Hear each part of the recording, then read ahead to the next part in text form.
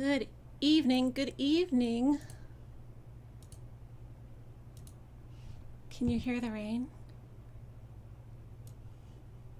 My camera's already got its mind of its own going on. We are having an epic thunderstorm here tonight.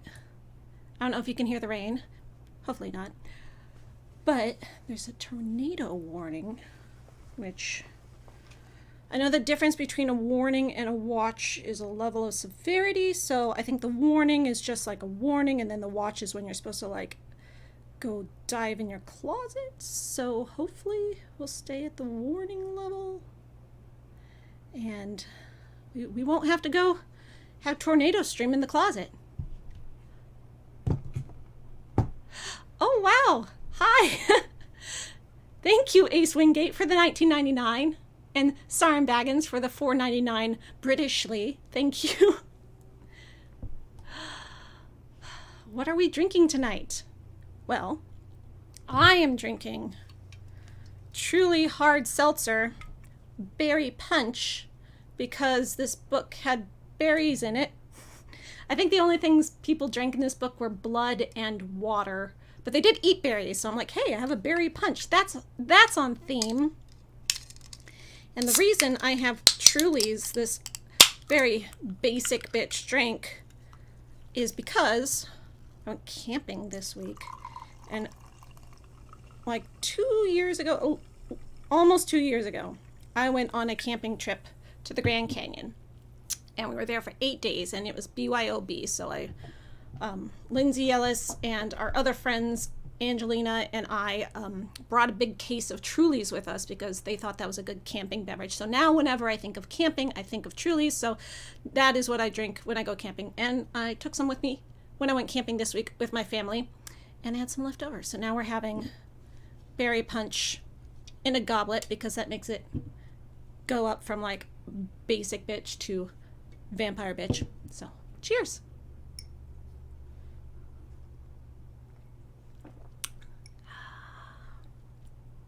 Oh, thank you for makeup compliment. I'm doing blue today.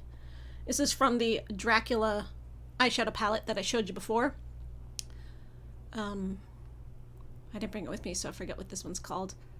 But the white, sparkly white on top is called Silence, which we're not having any silence right now, so.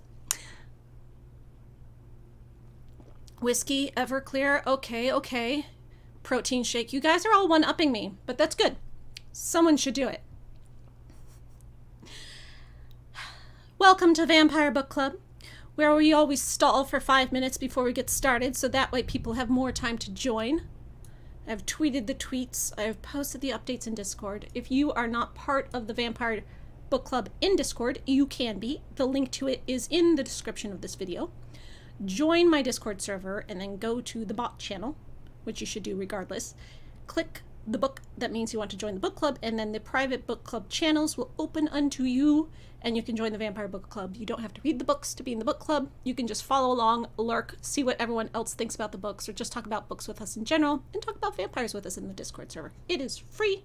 It is sponsored by my Patreon patrons, so if you want to sponsor, besides doing super chats here, which thank you so much, you can also join the Patreon, which is also linked in the description of the video, etc., so on and so forth.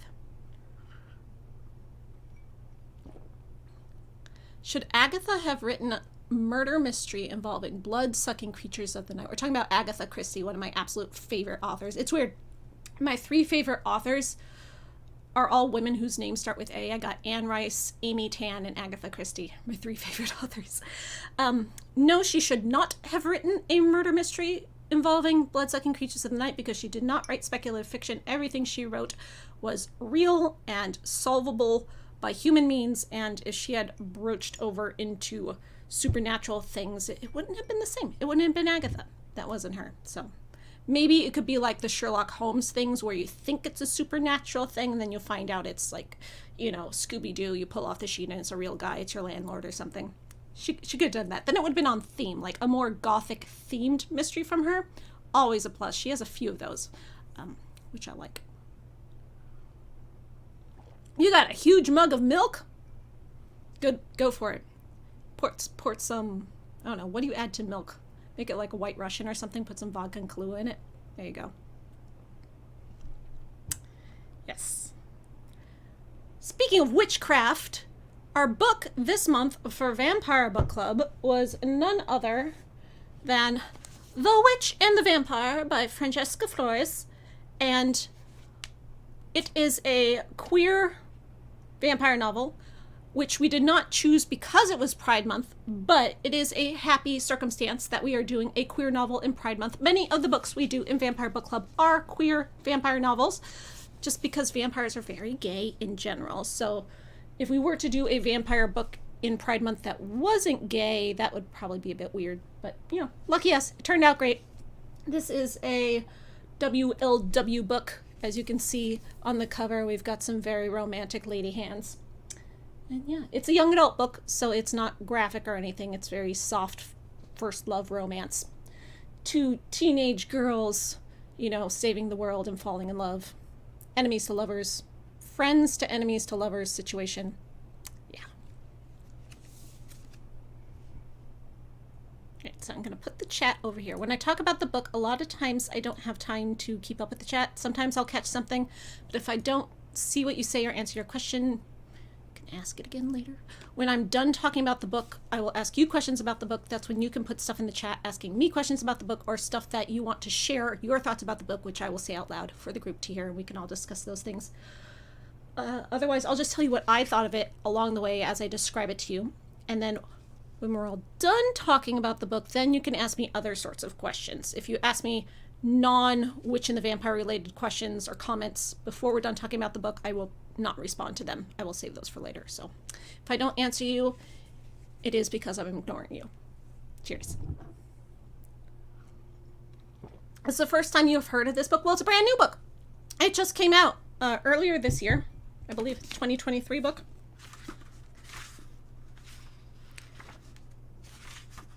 Yep, 2023. So not even like 22. This is a brand new book. It was sent to me by one of you to my P.O. box where people like to send me vampire books. And I had just made a video where I described all the books I had received recently at my P.O. box, and a lot of those are new releases. And everybody who watched that video commented that they liked this book and a couple of the others. 3 books really caught their attention. So what we do in Vampire Book Club is I usually choose 3 books that are connected in some way, and then we vote between them. So the connection this time was books people liked from that video I did, but also new releases, like brand new releases that had just come out. And sometimes new releases are a bit more tricky to do for Vampire Book Club because they're more expensive. You can't get them at libraries as often because, you know, the lines are still out the door. You can't get them used because they haven't been out that long. So they're sometimes less accessible, but, you know, the people spoke. That's what they wanted. It is more accessible in the sense that it's brand new and you can still like just regularly buy it, which if you can, you should always do. Support authors. They need your help. They need your support. And this author, Francesca Flores, is American, I think. Yeah, she's from Pittsburgh. But something really cool about her is she's also a ballet and jazz dancer, a trapeze artist and contortionist, and she now lives in San Francisco. And this is not her first book. She's written 2 other books before this, so she's not a first-time author, which a lot of these vampire books often are. They're usually debuts. When you have young adult paranormal romance vampire books, it's very common, but not so with this author. So she is a seasoned author writing a brand new book. And it's really cool that we have brand new young adult paranormal romance vampire books coming out in this year of our Lord 2023, because there was a time when people were so sick of them, no one would publish them. And now vampires are back. The past 2 years, we've seen a big surge of books like this where like vampires are allowed again. We'll publish vampires again. Please give us something fresh and a new twist on vampires, please. Which this definitely has. It has a very different vampire origin mythos than I am used to seeing, so that was cool. This is a high fantasy, epic fantasy book, and as the author says in the back, she is a big fan of high epic fantasy.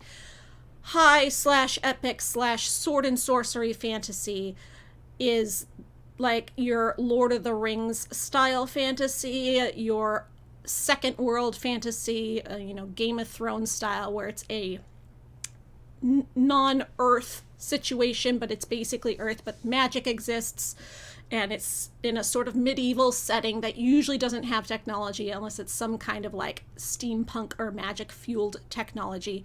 It's not like Victorian, it's like medieval dwarves and elves and dragons, and in this case, witches and vampires.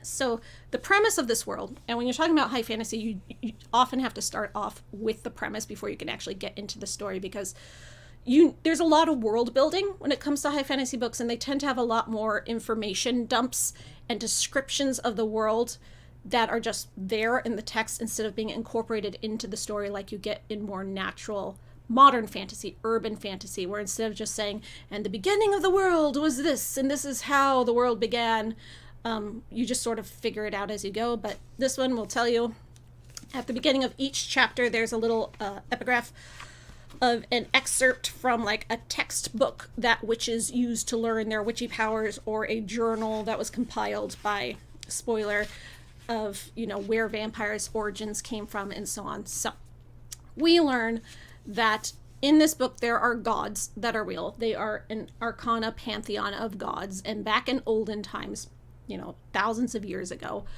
gods came to Earth, whatever this planet is, and mated with humans, and their offspring, these demigods, were the witches. And there were different types of witches. It's sort of like a Avatar situation. So there's the fire witches, there's the metal witches, then there's the what they call root witches, which aren't just plants, they're also earth. So the earthbenders, but also plants, especially plants, root witches. And the root witches were kind of like the most important because they were most in communication with the earth and the soil and nature. And the fire witches just could like burn stuff. But the fire witches can also control light and shadow, so that's also useful.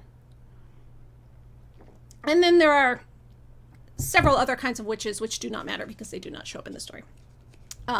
Silver witches and silver mining was a thing. Metal witches. Yeah. So when the gods created these demigod offspring of all these powerful witch children, a whole race of many witches, the humans didn't like the witches. They're like, burn the witches! And they rounded up the witches. They did like weird scientific eugenicist experiments on them because humans wanted their powers even though they feared them. And they just treated the witches like second-class citizens, kept them in cages, did not let them be free. Their lives were horrible. Even though they had these like godlike powers, apparently the humans could still get the best of them somehow. And one of the root witches, who is the earth plant kind of witch, escaped these horrible experiments and like went off into the wilderness, and she grew this giant oak tree to protect herself, and she started trying to do experiments on herself to increase her power so the humans could never hurt her or her kind again.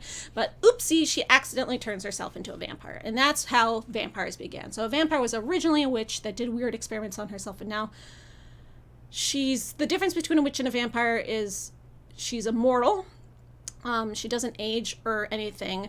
She has to drink blood to survive, but she also has super strength, super speed.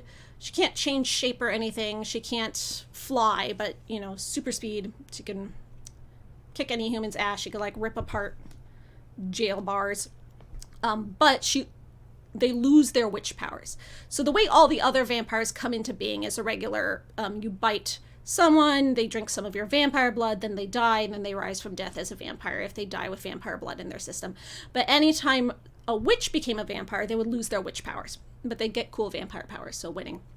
Except if a witch is just coming into her witch powers, which happens at puberty.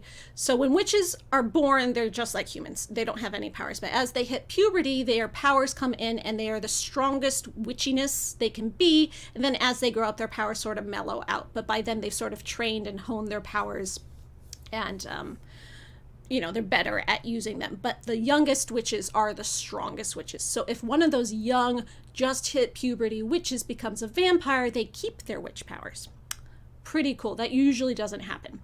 But that did happen with the very first witch who became a vampire that did it to herself. So she still has her root witch powers and is still a vampire. So what she did was she protected the forest she was living in with her giant tree, which they call the heart tree, with this thing called the bone wall. And originally at the beginning of the story, we don't know she's the one behind this, but that's what we find out, is that The bone wall is made of particles of bone dust, so it's not made of bones. It's just like a glimmery, dusty, sparkly wall that's like a giant dome over the forest that keeps all the vampires in. Anyone can enter through the bone wall, even though it's more like a bone force field, dust force field. But the only people who can come out are people who aren't vampires.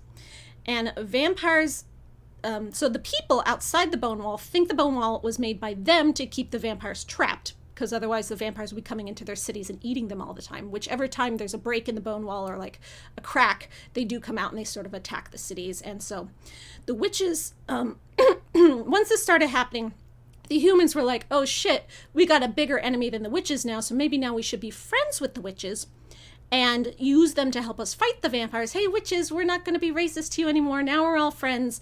Help us fight the vampires and we'll all stay alive together. So now the witches are like the best citizens, especially the fire witches, which they call flames, because they are the most effective at destroying the vampires. The metal witches did develop silver. Vampires are susceptible to silver, so silver mining is like the biggest industry in this world, or at least this part of the world. And the flame witches, when they're young and they've just hit puberty and they're coming into their powers, they're in witch training school and they patrol the bone wall and they look for cracks, and if there's a crack they have to like quickly, you know, repair the crack in the bone wall before the vampires escape and start terrorizing the town. But it happens often.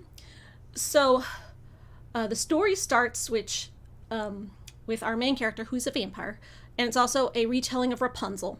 Not just Rapunzel the fairy tale, but specifically Tangled the movie Rapunzel. It is specifically taking off of that because it starts off by finding out that the main vampire character is a girl named Ava, who is trapped up in a tower by her horrible mother, and she has really long hair, and she spends all her days sweeping her apartment and doing like pottery and stuff.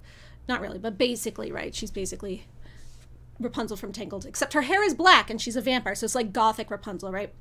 And her hair isn't like that long, it just goes to the floor, and so she trips on it sometimes.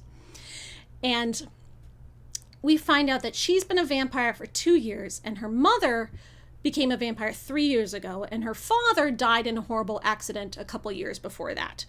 So after her father died and her mother was in the forest doing like witch stuff, because she was a root witch, so she's out there doing rooty stuff.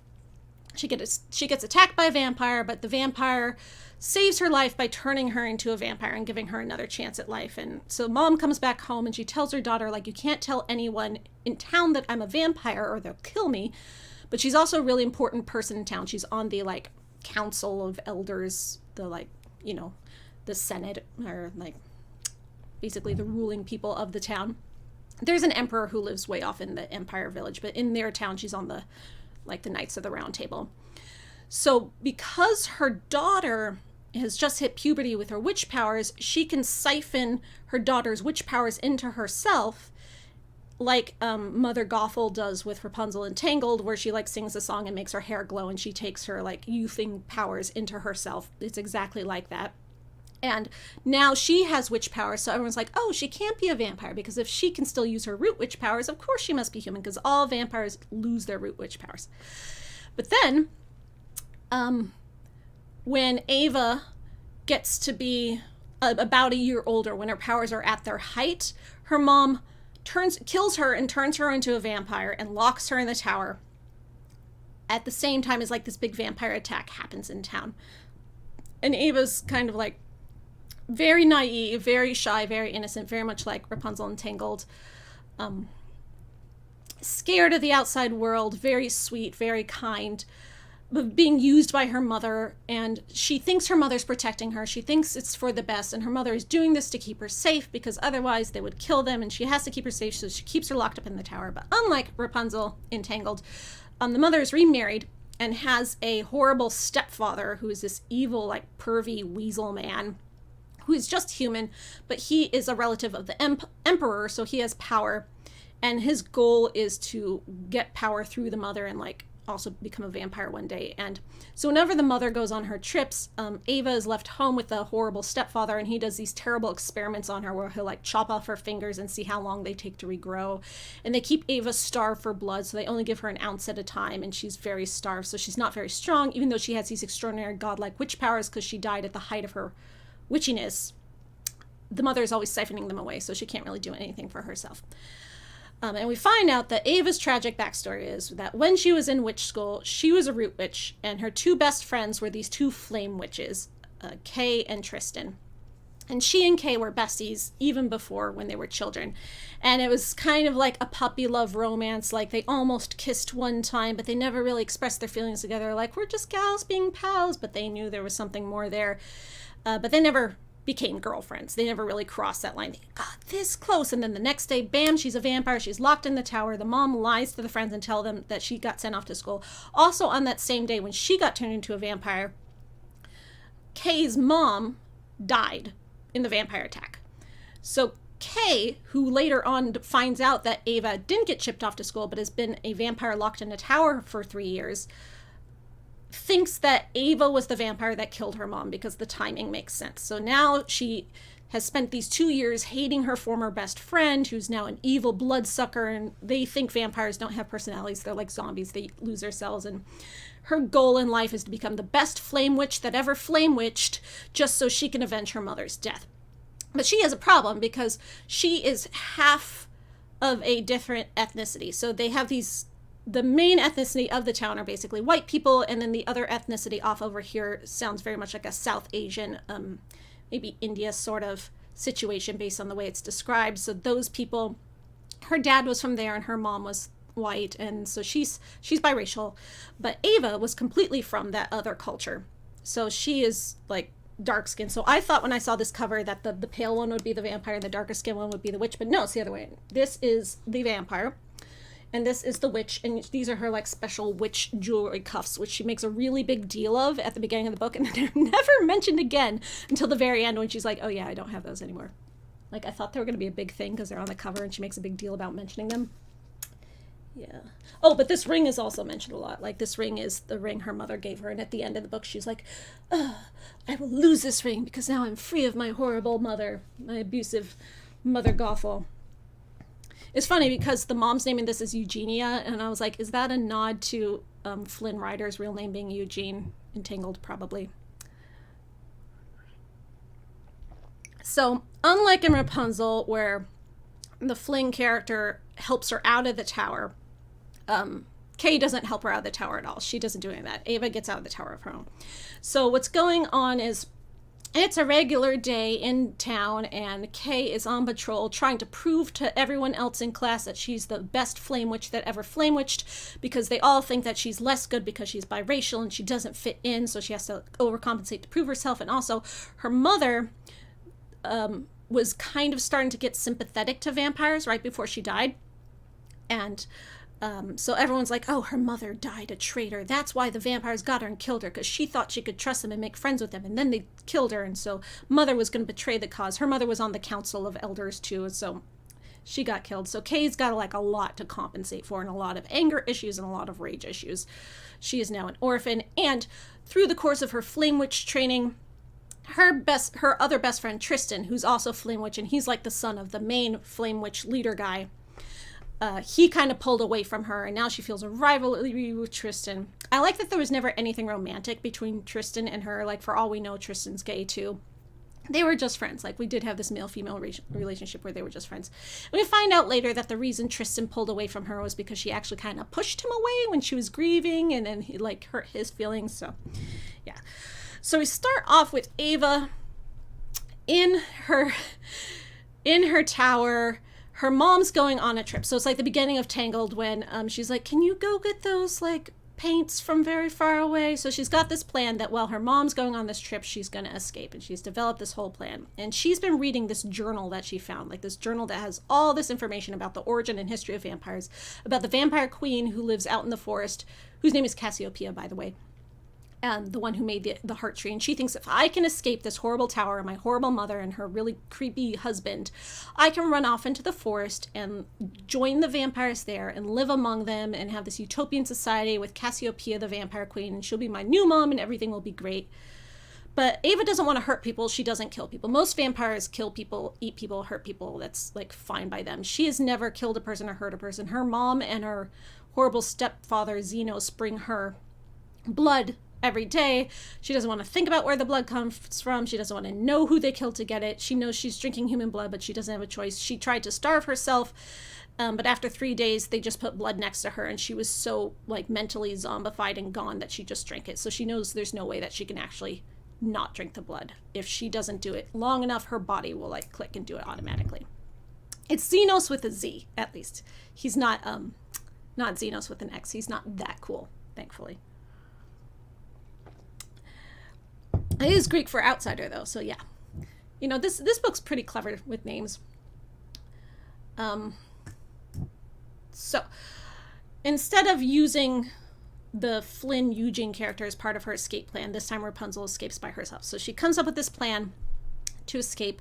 Meanwhile, at the same time, she knows her mother going on this trip, since it's not something she set her up for, like in Tangled, her mother was going on the trip on her own. Her mother is plotting something. Her mother has an evil plan, and she thinks her mom wants to destroy the bone wall and let the vampires loose into the world and like cause chaos. And so she's like, I have to go warn Cassiopeia, the vampire queen, that my mother's going to destroy the bone wall. It's the only thing protecting vampires. So she also has a mission. And Kay, meanwhile, is out doing her regular witch duty day, and she finds a crack in the bone wall, and she's like, oh no, there's a crack in the bone wall, the vampire's escaping. So there's kind of like chaos in the city during this. And okay, so this was one thing that bugged me about this book, is like everyone's talking about their motivations, and you know, you think I'm just explaining them for you here to break them down for you. No, like it's literally on the page. They're like, and the reason I had to do this was because I had to avenge my mother. And she's like, the reason I had to do this was because my mother was going to destroy the bone wall and I had to go warn them. It's like, you don't have to keep telling us your motivation, like breaking it down by bullet points every single time it comes up. It was just getting really excessive. Like, hang on, I marked an example for you. And that's just kind of like, the book needed more editing, or maybe the writer just needs more maturity as a writer. Like,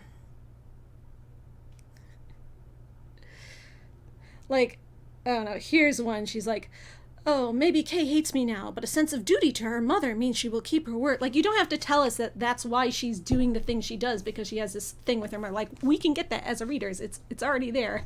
Introduce them once and we get their motivations. We can see their motivations through their actions. You don't have to be like, and the reason I did this was because I was remembering my mother and it's what she would want me to do. So Ava's plan to escape is to sneak out while her mother's gone, hoping she can sneak past evil husband, but of course she can't. He catches her. There's a fight.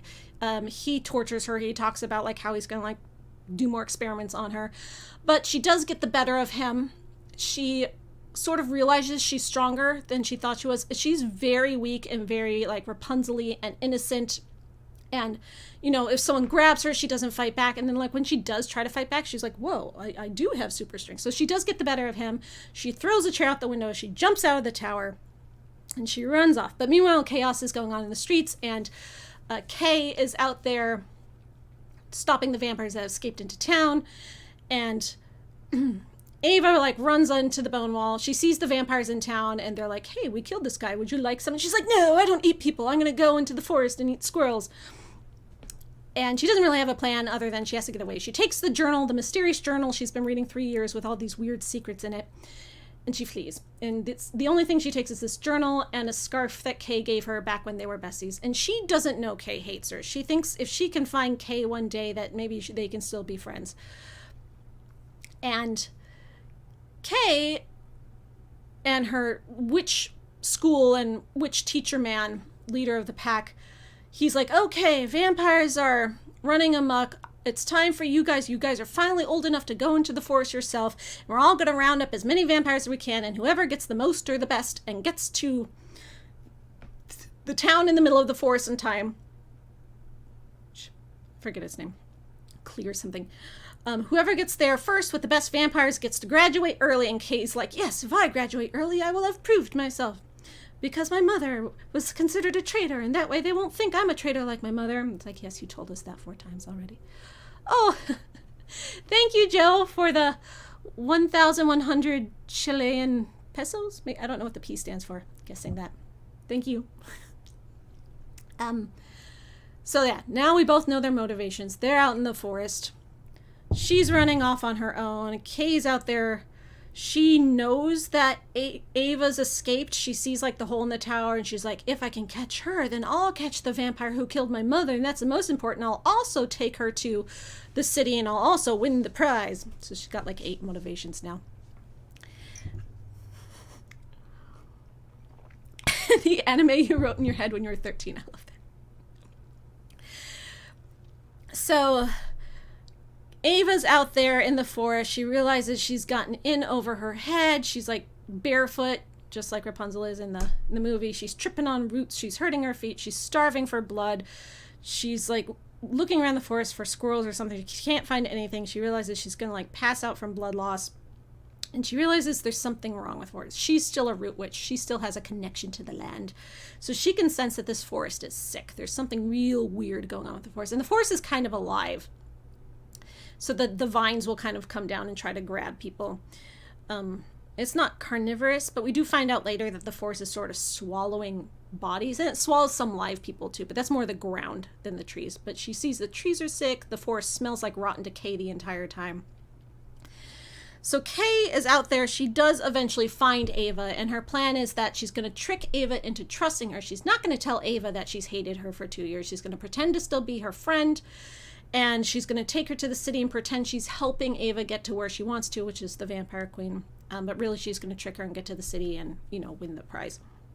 So when she does find Ava, she has this whole plan of tricking her, but as soon as she sees her, she's just like, I hate you bloodsucker vampires, gross. Ava's like, but I'm still me. And she's like, no, you're not. And she's like, well, there goes my plan. So she has to now it's sort of an angry, I'm going to help you because my mother would want me to help you because she was sympathetic to vampires. So she still does the plan. But as they trek through the forest, of course, she starts realizing that Ava is still the girl that she remembered. And Ava's slowly realizing that Kay was more hurt than she realized. She didn't even know her mom was dead. They get to a point where they get attacked by other vampires. There's also all these traps in the forest that the hunters have set up because there's human vampire hunters who hunt with silver. And then there's the flame witch vampire hunters who hunt with fire and also silver. And so they have to avoid the traps. They have to find a place to sleep. Vampires attack them. They do get away from the vampires who attack, but then the ground opens up and swallows them, and one of the vampires who escapes takes Kay's supplies and throws them in the ground, and the ground swallows. So now she has no water, she has no food, and the forest is rotting, so there's no way she can survive. So now she's dying of thirst, and Ava's dying of thirst. But she did give Ava shoes, her extra pair of shoes, before she lost her pack. So now Ava at least has shoes. And she also helps Ava because Ava keeps tripping on her hair, and her mom had dressed her up in this Gothic Victorian vampire gown before she left. She's like, you look so pretty, just sit here in your tower in your Gothic gown. So she's stumbling through the forest in this gown. So she cuts her gown off into this sexy short skirt, short sleeve thing, and cuts her hair into this bob cut. And now she's all edgy looking. She's like, Rapunzel has got a new look. So they help each other, and slowly Kay is starting to realize that maybe things aren't so bad.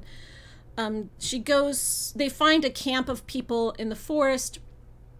Well, first there's a point where she runs across her other flame witch buddies and Tristan, and they're like, yeah, we got some vampires too, we're gonna beat you to the punch. And she's like, yeah, I got one, but she doesn't tell him who it is because she doesn't want him to steal him from her. But one weird thing about this part, this is the first night. So it's she and Ava walk through the forest in the day, then they get to night, and they have to make camp at night. And then the next morning, Kay's off, foraging, and she runs into Tristan. And Tristan's like, yeah, we've caught 2 vampires so far. We take turns every night watching them. I was like, every night? That was your first night. I feel like the author sort of got the timeline mixed up a little bit. She's acting like they've been in the forest for days now, even though it was, less than 24 hours at this point. That was a little mistake I found. So yeah, after that vampire fight, loses supplies. So now they're walking through the forest, and they find a group of hunters that are camping, and Ava hides while Kay goes up to them and asks for some water because she's dying of thirst. And the guys are all like really creepy and rapey, and they're like, yeah, we'll give you water if you sit on my lap. And she's like, gross, so she leaves. They're humans, so they're like, oh, Flame Witch needs our help now, and they're not going to help her. But the thing they notice about that campground is Xenos is with them. Xenos, who Ava had like knocked unconscious, has now gotten up, and now he's out in the forest searching for her. So now they have like another person on their trail they have to hide from. And so they're kind of tromping through the forest. They're getting away. They got traps, and they get caught by hunters the next day, which is from that group of hunters, but Xenos isn't with them.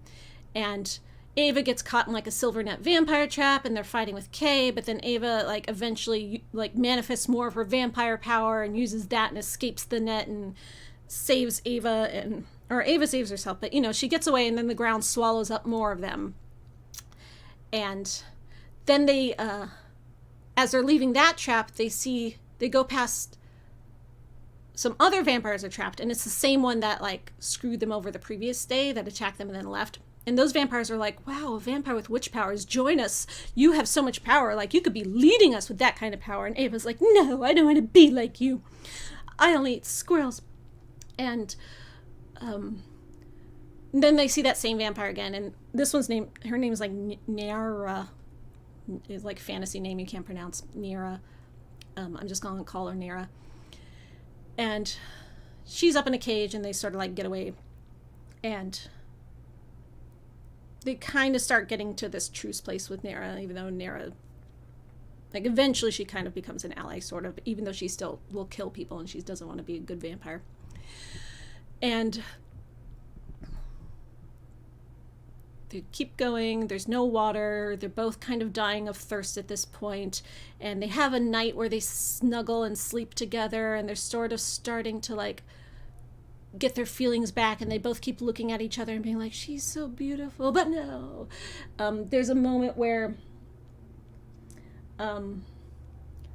it comes out that Kay admits that she thinks that Ava killed her mom, and Ava's like, I didn't even know your mom was dead. And she tells her the plan of, my mom is evil, my mom's also a vampire, and she wants to destroy the bone wall, we have to save the world.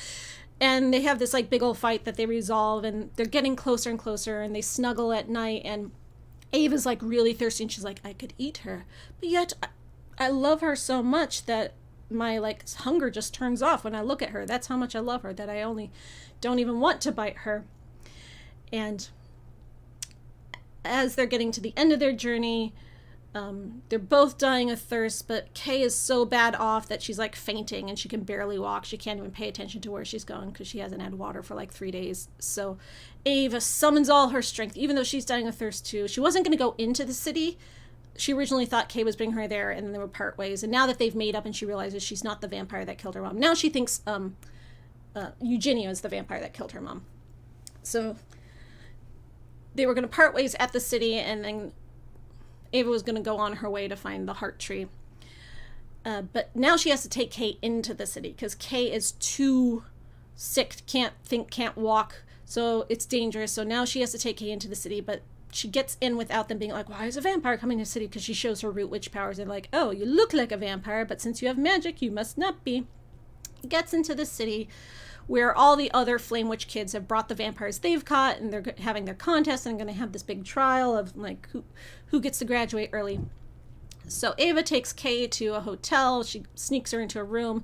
She runs out and she steals some water, and she brings it back, and Kay has her water, and she recovers, and they spend the night there together snuggling. And then later on, Ava wakes up and Kay's gone, and they had seen Xenos in the town, and she realized Xenos has found where she's staying. He's coming, so she has to escape. So while she's doing that, Kay has gone off to her witch buddies, and she's like, yeah, I didn't find any vampires. I guess I don't win the prize. And she sees that all the vampires have been sort of lined up for execution, but they're not being executed yet. They're just kind of tied there and lined up there.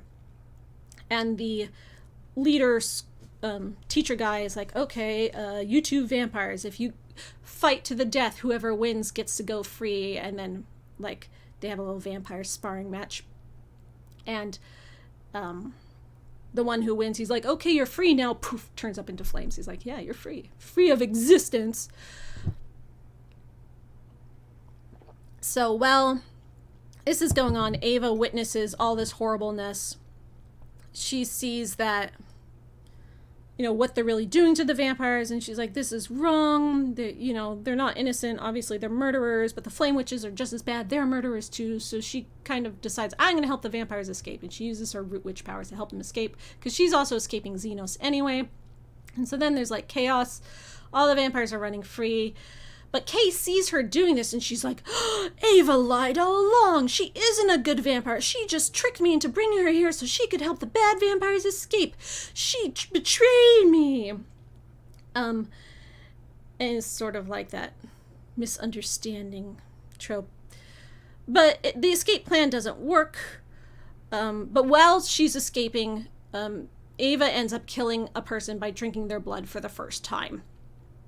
This guy who does is really like a hunter who's really awful, and then she drinks his blood, and because she's drunk human blood for the first time, she is now stronger than she ever has been, but then she gets caught. And it turns out her mom is also there, right? So she gets caught, and she gets taken back with all the vampires to where they're all being held together.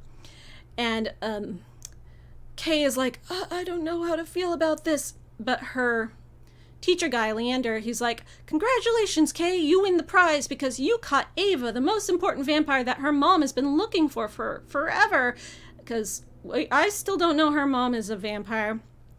And so you win the prize. But meanwhile, he's also told his son, Tristan, that he won the prize. So Kay's like, oh, dad is lying to his own son. What's going on? But he's like, okay, because you two both won the prize, you can come with us on this journey. We're going to round up all these vampires, put them in these cages on a wagon train, and we're going to take them somewhere. Don't ask questions, otherwise we might think you're a traitor. So all these flame witches are sort of blindly following along. And because Kay is doing this and she sees Ava and she's just like, ugh. Ava's like, what? Kay betrayed me too. How could she betray me? So they both think each other has betrayed the other. And they kind of have. It's not a misunderstanding. What they've done is a betrayal to each other. Kay has turned Ava over. Ava has killed a man. Those are betrayal to each other. But it's not just that they thought the other was lying. It's that they sort of think they see the true side of the other person that was kept secret this whole time. She's like, oh, I actually fell for her. And turns out she was this person all along. And then later on when they make up, they're sort of like, yes, you did do that thing and it was a betrayal, but that's not all you are. There is this better side to you, and I really understand where you're coming from. So they're on this wagon train.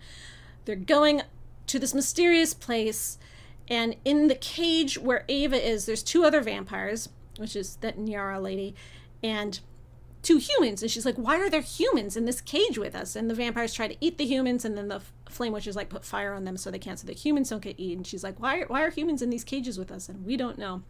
It's a big conspiracy and a mystery. And Ava's mom is there with the wagon train, and she's just like, honey, I'm not going to rescue you for this. You got yourself into this trouble. Very Tangled Mother Gothel, right? I'm only doing this to teach you a lesson. But nobody else knows the mom is a vampire, so she's going around with the witches like she's just a witch like them. And the wagon train stops to camp. They're trying to figure out. Ava develops an escape plan. Kay is starting to get suspicious. She doesn't know why anybody's talking, but she's afraid of being seen as a traitor like her mother, so she has to keep her mouth shut. Tristan's being weird. Eugenia and Xenos sneak off one night and go do something, and then Kay sneaks off and follow them. And while she's gone, Ava does an escape plan,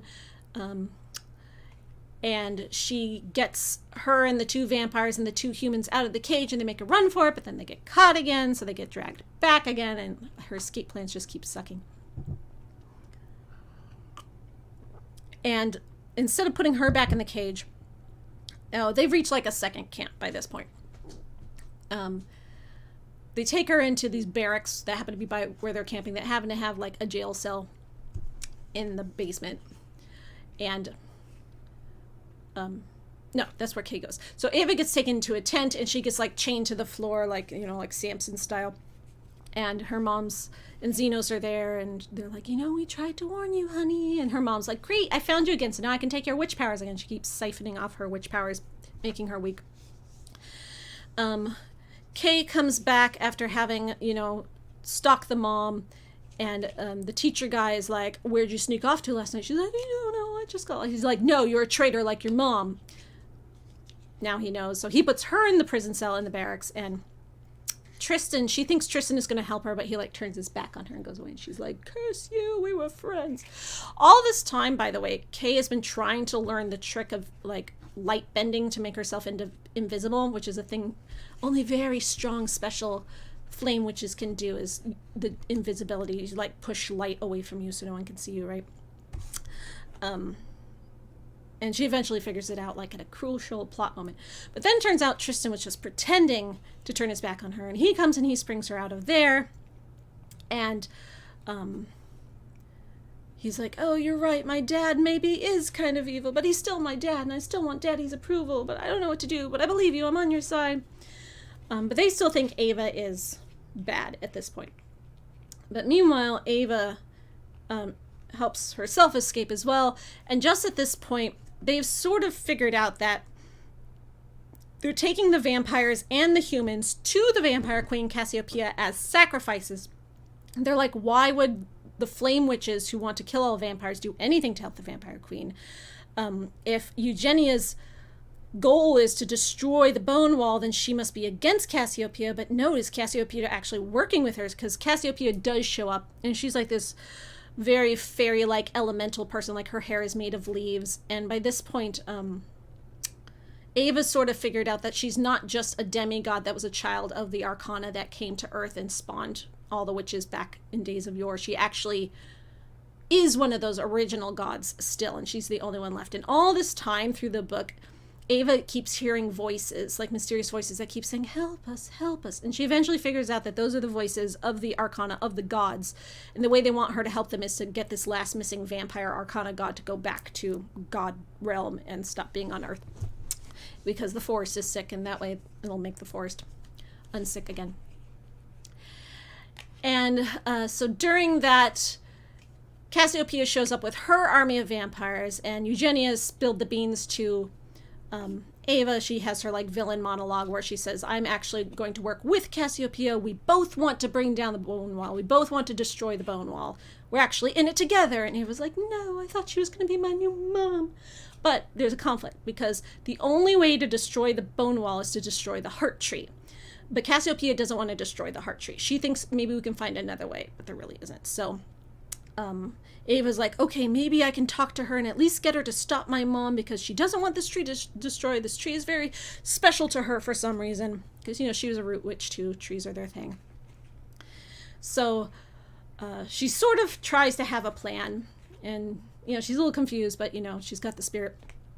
And there's a big, like, escape scene while the attack comes, because they give all the sacrifices to the vampires as they come, because Cassiopeia needs the humans, because vampires need to eat, right? So they eat the humans or turn the humans into vampires and, like, increase her vampire army. And Eugenia's like, why do you think she needs an army? So chaos ensues. There's a battle. But at that point, Ava and Kay sort of realize that they are on the same side. So Kay finally uses her invisibility, and she and Tristan and Kay escape, and they run off in the battle. But Kay gets like mortally wounded as they're escaping, and they do escape off into the forest. But the only way to heal Kay is to give her some vampire blood to drink. And it works, but they're worried because, you know, if she does die while that vampire blood is still in her system, like, you know, before she digests or whatever, before she has her next poop, she will become a vampire when she dies. And they're like, well, you know, just stay alive until you know, get this out of your system and you'll be fine. But it does heal her. So the three of them travel, and they're going to try to get to the heart tree, and she's trying to figure out what her plan is. And they get to this lake, and it's like the one source of water they actually find in the forest that still exists. And it happens to be the same lake that Kay's been having all these reminiscent memories about as swimming in as a child. And so she and Ava go swimming in the lake, and they have like a very sexy lake kiss lesbian moment where they finally realize their love for each other. And, you know, life, you're what makes life worth it, because Ava thought like her whole goal this time was to find a new family with the vampires, but now she realizes all the vampires are evil and she doesn't fit in anywhere. But Kay can be her goal and Kay can be her family. So while they're in the lake, this bright burst of light comes out of somewhere just as they kiss. Like their kiss sort of manifests this giant glow. And I guess it's supposed to be similar to Entangled when like all the lanterns are glowing and everything. Like, you know, that floating on the lake in the boat lantern scene. Even though they're just swimming at this point. Very wet t-shirt lady kissing in the water. And they go back to shore, and Tristan comes back and he's like, what was that glow? All the vampires will have seen it. They're all going to come here. And Ava's like, okay, we can use this to our advantage. You guys go back and create a distraction with the flame witches. Well, I get all the vampires to come to me here because they'll have seen that glow. And I'll get them to take me to the heart tree because then I'll find out where it is. And then once I get there and I see Cassiopeia, I can tell her my mom's evil plan doesn't align with her evil plan. And maybe I can talk some sense into her. I don't know. And, so they go back to where his dad is, and they find out that all the flame witches have actually been in cahoots with the vampires all this time, and Dad did know that Eugenia was a vampire all this time, and they were working together, and now the flame witches are going to burn down the forest as a way to create a distraction, so Eugenia can go to the heart tree and destroy it while Cassiopeia is trying to save the forest, and that's her evil plan, because she knows Cassiopeia won't let her destroy the heart tree on her own, even though they both want the bone wall down. It's just not that way. So Ava makes it to the heart tree and she meets Cassiopeia, and they finally meet face to face, and she's like, you're a root witch just like me, and you got transformed at the height of your power, so you're also a vampire who has root powers, and we're the same.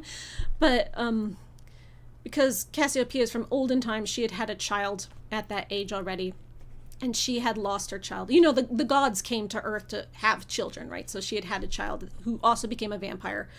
And then he got killed. He was the first vampire to ever get killed. And the only way to kill a vampire is to burn them or to cut off their head. And so her whole thing is like, they killed my son and I must avenge. And Ava's like, but, you know, if you care about this tree, don't go along with my mom. And she's like, no, your mom's fine. I'll talk sense into her. We'll work together. She won't hurt my tree. And Ava's like, why is nobody listening to me? Meanwhile, Tristan and Kay have gone back, and Tristan tries to pretend to be like, yeah, I'm here to burn down the forest too. But his dad is immediately like, I see through you. You're a traitor too. My own son is a traitor. Now I must kill my own son. And he's like, Dad, why? Yeah, Dad is totally evil. So while the other flame witches are distracted, Dad doesn't want them to know his son's a traitor, so he's trying to do this very quietly off to the side. So Kay comes, and they have a big old like invisibility firefight where they're fighting with the dad and everything. And that's going on. And they kill the dad. They do it by like bending light into spears, and then the light like shoots through him because the light becomes solid, and he dies like suspended like this on light impaling spikes. It would be very cool if it was an anime, right? And like we had seen previously, like the root impaling spikes holding up bodies like this. So Ava is now sort of having her like spiritual, I hear the voices of the gods transition, and she realizes she can use her root powers to open up the ground, and that there's silver mines under the ground because there's silver mines everywhere. She goes down into the mines, and she goes through the tunnels, and the voices of the gods are leading her to the heart tree, and she finds like where the heart tree is, like inside like the heart of the heart tree. And she gets there, and Cassiopeia's son, who was supposed to have died 1,000 years ago, is there suspended in roots like that, with his heart like outside of his body also suspended in roots. And his heart is the heart of the heart tree, because surprise, they didn't kill him, because back then they thought you could kill a vampire by cutting out their heart. You can't, only by decapitation. So they had revised the ancient legends and said they decapitated him, but he didn't really. So he's actually been alive this time, and he is the bone wall. So like she brings the humans down there, and she roots them up in like these impaled positions, and their blood like goes through the roots, and it's feeding him. That's how she's keeping her son alive in this horrible state. And then all the bones from their bodies dissolve, and they go up like glimmer dust, and they become the bone wall over the forest. And that's how the bone walls. So that's why she doesn't want the tree destroyed, because her son is the tree. So Ava's in there, and you know, she doesn't want to hurt the son either, even though he's, you know, vegetable catatonic. He can't think, he can't talk. And she's talking to Cassiopeia, and she's like, but think of sense, you know, like, what will this accomplish? And she eventually talks sense into Cassiopeia enough. Like, meanwhile, up above ground, there's like another vampire battle going on. Eugenia's shown up and her vampires are attacking Cassiopeia's vampires. Big vampire fight going on. Ava's used her root witch powers to build a big root cage around the tree, and her mom's root witch powers that she stole from her are kind of waning, so they're mostly trying to attract the tree with like weapons, but her cage is holding. But the mom is up there still trying to attract the tree, because the mom thinks that like if she can destroy the bone wall, she'll have the army of vampires, and then she can go take over the world, you know, like she does every night. And the reason the army of vampires follow Cassiopeia is because she has some kind of like thrall over them, like she can mind control them, and they all want to follow her. They get this like draw to her. But Eugenia doesn't have that, but she thinks they'll follow her because she's like, I won't make you hide in the woods. We'll actually go live and like conquer the world. So vampire fight going on up above, fire fight going on over here. Boss battle going down in the heart of the tree, but it's like a talking fight. They don't actually fight. And eventually Ava convinces Cassiopeia to go back to the gods, that her time on Earth is done, that her son will never wake up. It's been 1,000 years. Cassiopeia's like, you know what? You're right. Yeah, it's been 1,000 years. And you know, I give up. And so she like dissolves into leaves, but all of her like essence goes into Ava, and Ava like gets the god essence. So she gets like a power up, a big boost. And she's going out of the mines because the tree up above is starting to collapse, because once she does that, the sun like falls. She takes the sun out, and she sort of like takes his heart, and his heart turns to dust. And so now the heart tree is falling. Explosions, limbs cracking, this giant oak. Meanwhile, her evil stepdad had followed her down here. She had trapped him earlier, so now she's trying to run out before the tunnel collapses, and he's like trapped back there, and he's like, wait, don't let it collapse on me, and she just runs right past him because he's an asshole. She gets back up to ground in time. But meanwhile, Tristan and Kay have made it here just in time to see the heart tree like explode. And I realized I skipped over some more, like there's this whole other battle I skipped over that I'm completely forgetting, but you know what? It's fine. They see the heart tree explode, and just as it explodes, like a piece of shrapnel chops off Eugenia's head. Like, oh, you were standing too close. Oh, well, there goes your evil plan. And when Ava comes up later and she sees her mom's like decapitated body lying there, she's like, no, mother, I guess it's for the best, but I'm very upset about this. And it's just the way the mom dies is very like, oh, your own hubris got you. It's very cool in a way, but it was also kind of anticlimactic in a way. So the battle is won.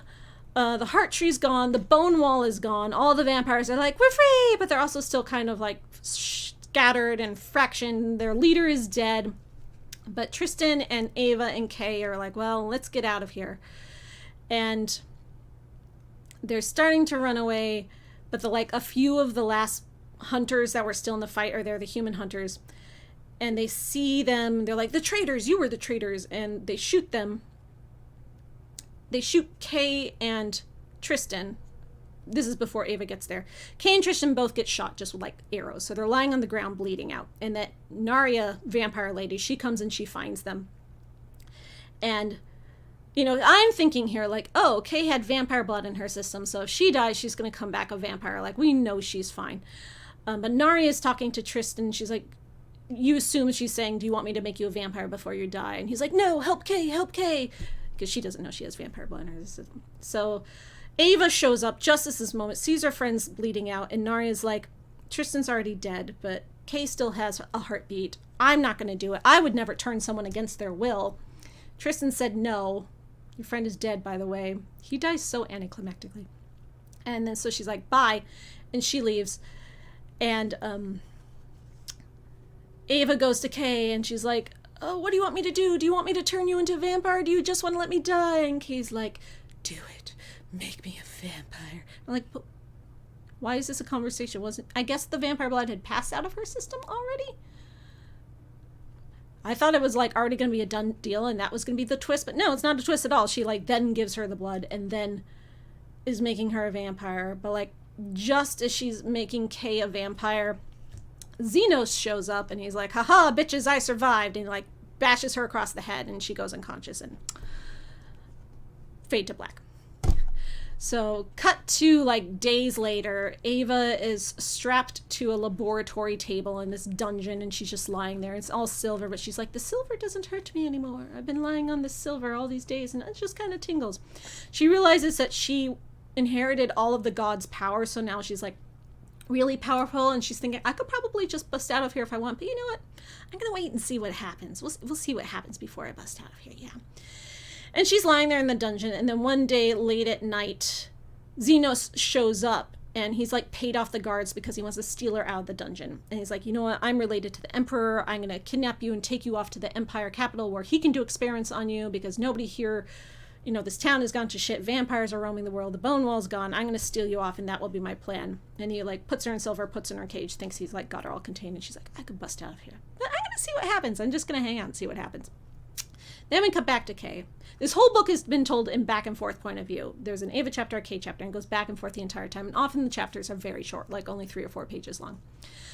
And I go back to Kay, and she wakes up as a vampire. She's gone through her whole vampire transition, which is very painful and disgusting. And Narya is still with her, and she's nursed her through this transition. And when Kay wakes up, she's like, okay, you're a full vampire now. Welcome to the family. I'm leaving. Bye. And Kay's like, well, thanks, bye. So that's the last we see of Narya.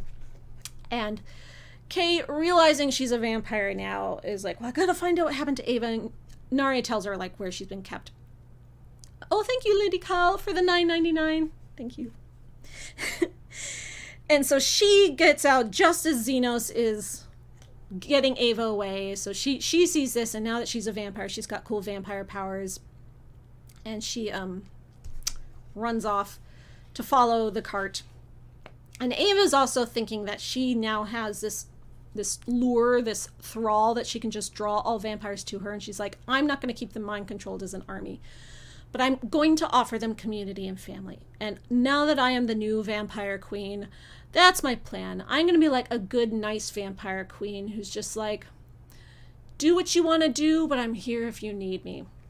And apparently this plan is going to work because, of course, this book's going to have a happy ending. So we get to the road just as Kay catches up to the wagon, and she's using her invisibility powers, and so she and Ava are like kissing through the bars, but Xenos can't see them because she's invisible. And Xenos stops the cart when he notices there's like an army of vampires in the road, and he's like, oh shit, what's going on? And then Ava's like, I can burst out of here in time. So she just like bursts out of the cage, and she's like, surprise, I could have done that at any point. And then she bites Xenos, drinks his blood, passes him off to Kay. She bites him, drinks his blood. He dies. They finally kill this guy who like kept coming back, who's that kind of bad guy. He dies, yay. She speaks to the vampires, and she's like, my people, let's like have a good life. And then she and Kay hold hands, and they scamper off into the forest together to go live happily ever after as vampire girlfriends, who are also witches because they were both changed at puberty where they could keep their powers. The end. We don't know where they go or what happens. We assume they live happily ever after, and that Ava's utopian idea of vampires coexisting with humans works. You know, it sounds very apocalyptic with the way vampires are in this world, but you know, I guess they'll be fine. At least our girls ended up together. Yay. Oh, thank you, Joker, for the 2,750 Chilean pesos. You can power through this fanfic. You can do it. It's me or the editor. Pretend they read it and said, yep, publish this first draft. It didn't, you know what?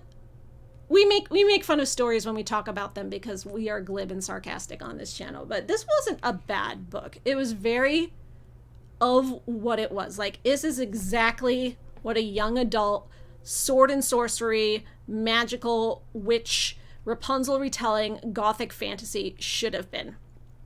And it is for this is a book that's for certain people. It wasn't badly written except for over explaining everyone's motivations and a few sort of plot holes, and I found a couple typos. But it was professionally published and edited, and it's not like a first time author's I'm wetting my feet novel.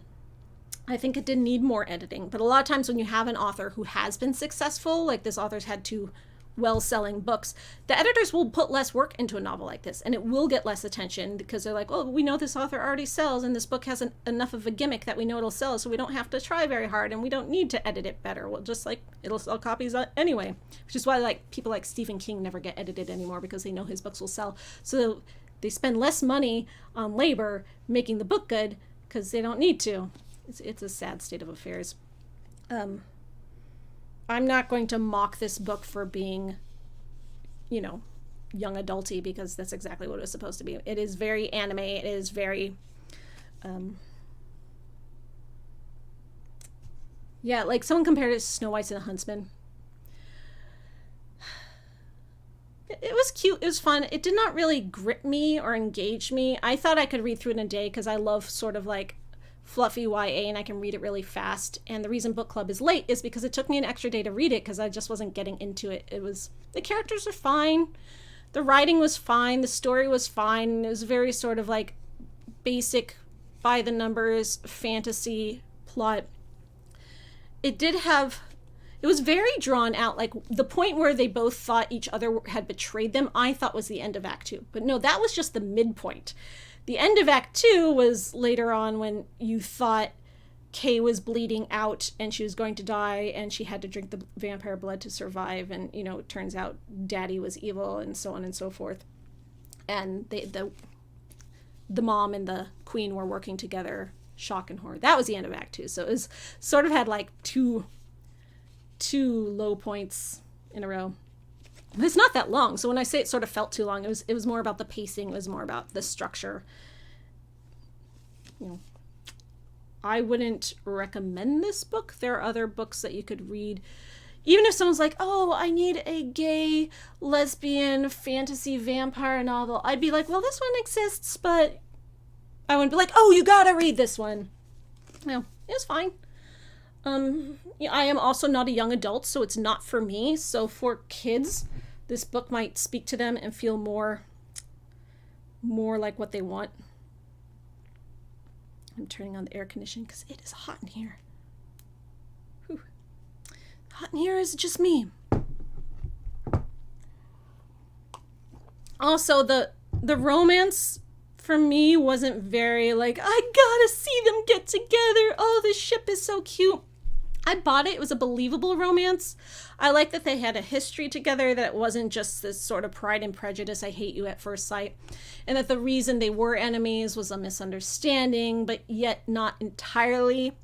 Like, yes, she wasn't the vampire who killed her mother, but she was still a vampire, and she still was racist against vampires because vampires are monsters who do kill people, even though Ava hadn't killed people. But then she did that one time, and now she did it again, and now Kay's okay with being a vampire and killing people too. So they sort of had that growth arc through it, which is better to me than it just being a misunderstanding. The enemies to lovers. I felt the way that they sort of did start falling in love wasn't as gripping to me, because it was sort of them just like looking at each other and be like, how dare she be so pretty, you know? And it's just like, oh, you're telling me this character has feelings because we're showing them being attracted instead of it feeling very much like, oh. I didn't like Kay at the beginning with her whole character being like, I'm an angry woman who's not like the other girls and I'm going to be the best boy in class, because, you know, she wasn't really comparing herself to other girls, but it had that vibe to it. And she was the only female character we did see in the class. All the others were like the boys who are always like, ugh, she's an outsider because she's biracial. So I didn't like that character trope, but that character trope is good for some people. Some people love that stuff, so, you know. Okay, now I'm going to read through what you said, see if I agree with you, share your thoughts. I feel like this book will become the next CW show. I feel like the author wanted this book to become the next. It felt like it was very much written like, I think my book would make a great movie, and I'm writing in a way that would translate well to movie screens. And it would, like with film shortcuts, I feel like this would work a lot better. Like when we see them falling in love, we could see chemistry between the actors. Like we wouldn't need them to be, it's spelled out on the page in a way that I'm like, okay, you're telling me they think each other are beautiful, but like if you had actors with good chemistry. But I don't think this book would ever get made into a movie or something unless the author gets really popular with another book, and then they're going back and looking for other things to make. It would be a very expensive movie. It's sort of like when they make a book like Mortal Instruments, City of Bones into a movie. Like, that is a hugely selling author, and then that kind of movie is still like not much effort is put into it, and then it does not do very well. Like, this book isn't even at that level to get that kind of movie. It'd be very high budget. It might make a good animated movie, but they don't do that. They don't make movies of, you know, young adult novels into animated things regularly. They should. That's a thing that we should get, because, you know, if someone were to make this into an anime or something, it would look very cool, and it would fit the tropes, right? Like, you can get you with a lot of stuff that might seem like cheesy or cliche in an anime that wouldn't work in like something that's more realistic, right? You have different expectations in different mediums. It would work as a graphic novel, manga. Yeah, same deal. You know, there's our books like Twilight got a manga adaptation, but that does not happen unless it's a hugely popular selling thing, because that's not something that an author will come along naturally and do. It's the publishing company being like, we have this very hot property, how can we make more money off of it, and then investing in things that they know will make them more money. It always comes down to money in the end. If some filmmaker read this book and was like, I love this book, I want to make a movie, this is my passion project, and I work for this studio and I can pitch the idea to my bosses, then they can buy the rights, then it might happen, right? You have to have someone who's really passionate about it. Like, what's her name? The director of the first Twilight movie, which was an indie movie, right? Like, it wasn't a corporate thing. She was just passionate about that property. She was a huge fan of the books, and, you know, Lionsgate had bought the rights, and so she made it. And that's why that movie did so well, because it had that sincerity to it before it got turned over completely corporate for the sequels.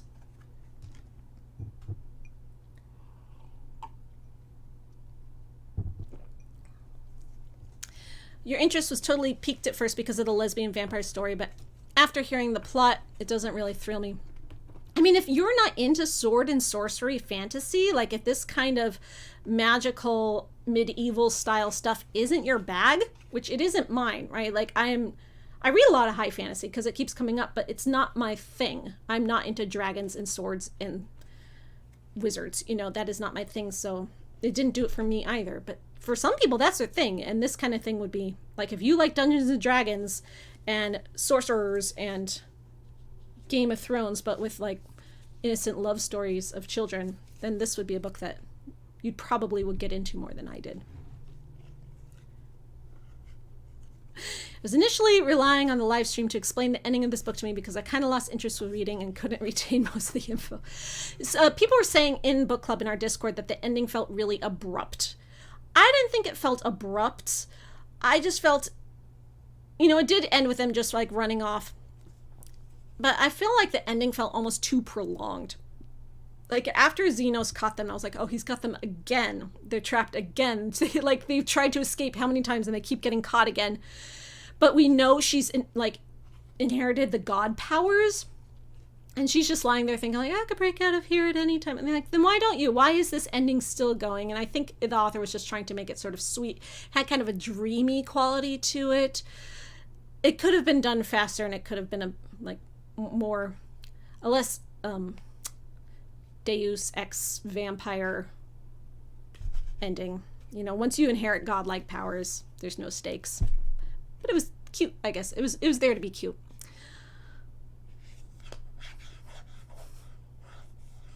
You do like fantasy, but for some reason this one didn't really impress me. You know, this author is a big fan of fantasy, and to write fantasy well, you have to be a big fan of fantasy, but sometimes it's not, you know, not everyone's the best writer of fantasy. Like, a lot of books that you see for first-time authors are people turning their D&D campaigns into books.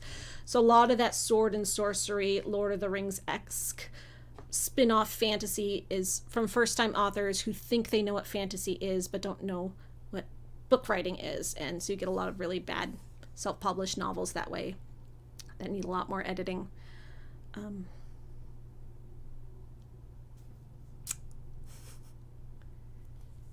going to scroll up in the chat a bit and see what else I missed.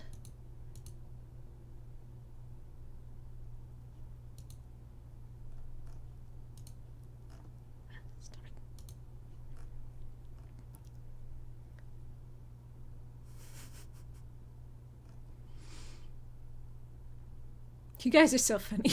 I'm sorry I missed all these like snide comments while I was talking. You guys are great.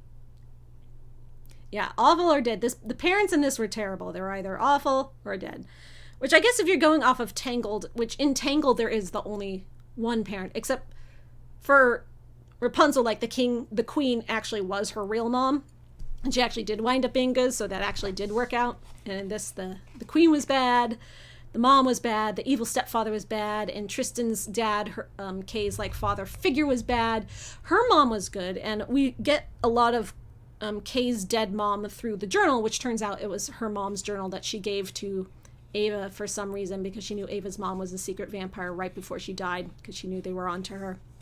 And this was before Ava was a vampire, so she had a feeling. So the dead mom is like saintly and good and flawless, of course, because the dead mom always is. And, you know, Ava's dead dad was like this he was a storm witch, which we don't get much about the storm witches, but he got caught in a vampire trap, and that's how he died, which is an innocent non-vampire that got caught in a trap and this died of starvation. So he's saintly and innocent and flawless, and it was just her mom who was evil all along, even though her mom was only trying to protect her.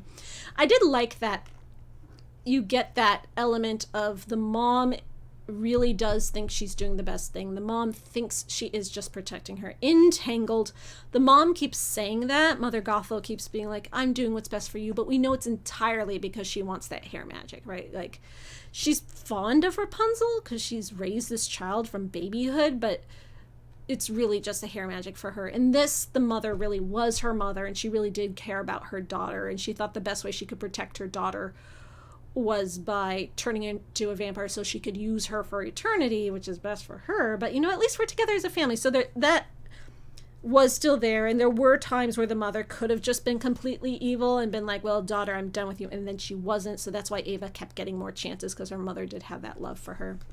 She did get very mustache twirly by the end, where Ava was like, what, you never loved me at all? So that element kind of disappeared at the very end, but it was there for much of it.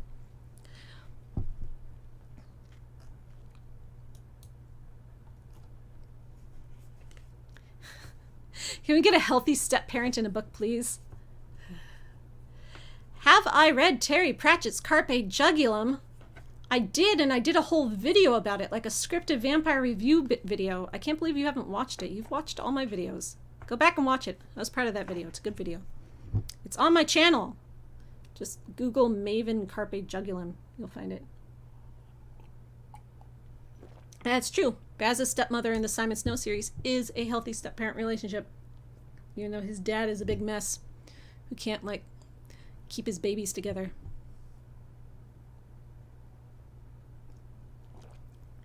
All right, I'm done with my berry punch, but I brought another one.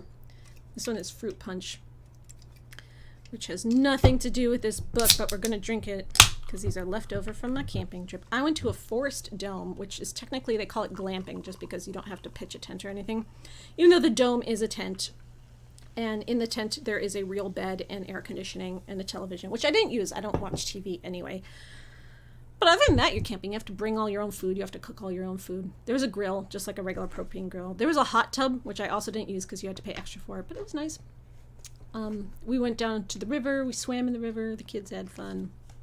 But, you know, I was out in the wilderness. I did a wilderness. It was my first time camping as an adult, where...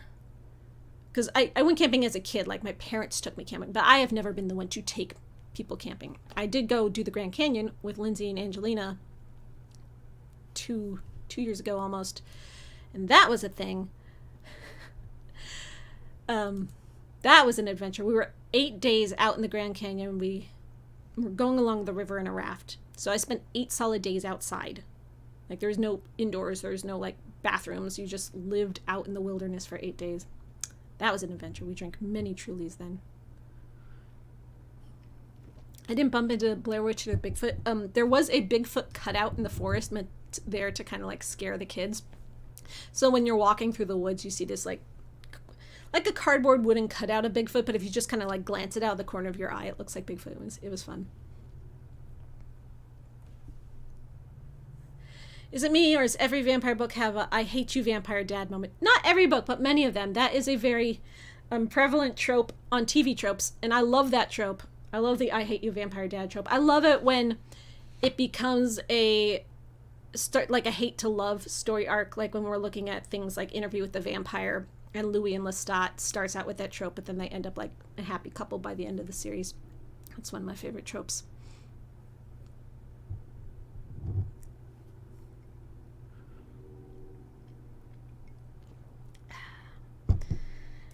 I'm glad we read this book. It was nice for a change. We haven't done a lot of high fantasy.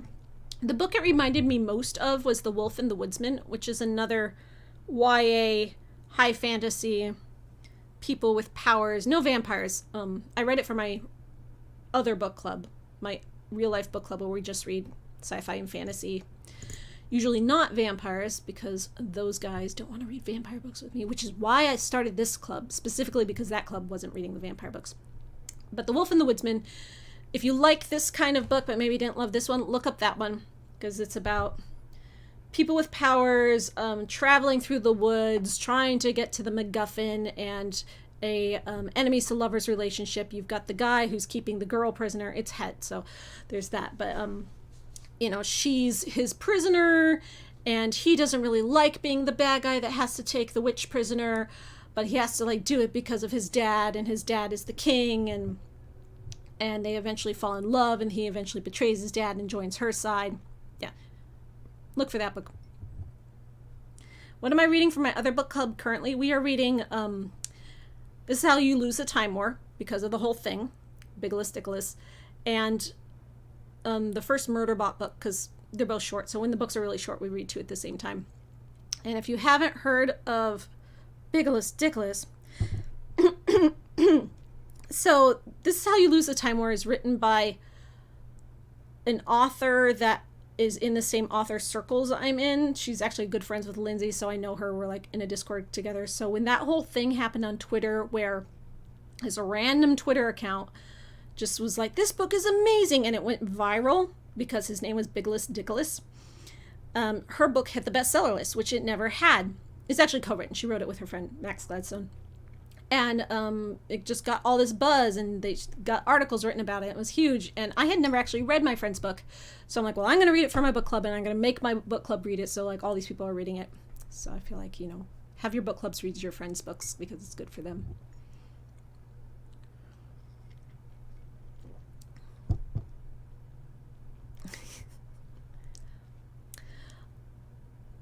Oh, this book is also similar to Uprooted. I haven't read that one yet. That's the Naomi Novak book. Yeah. Those are also fairy tale retelling books, aren't they? Wolf and the Woodsman is... I don't think it's really a fairy tale retelling, but it has that vibe. It does have that vibe.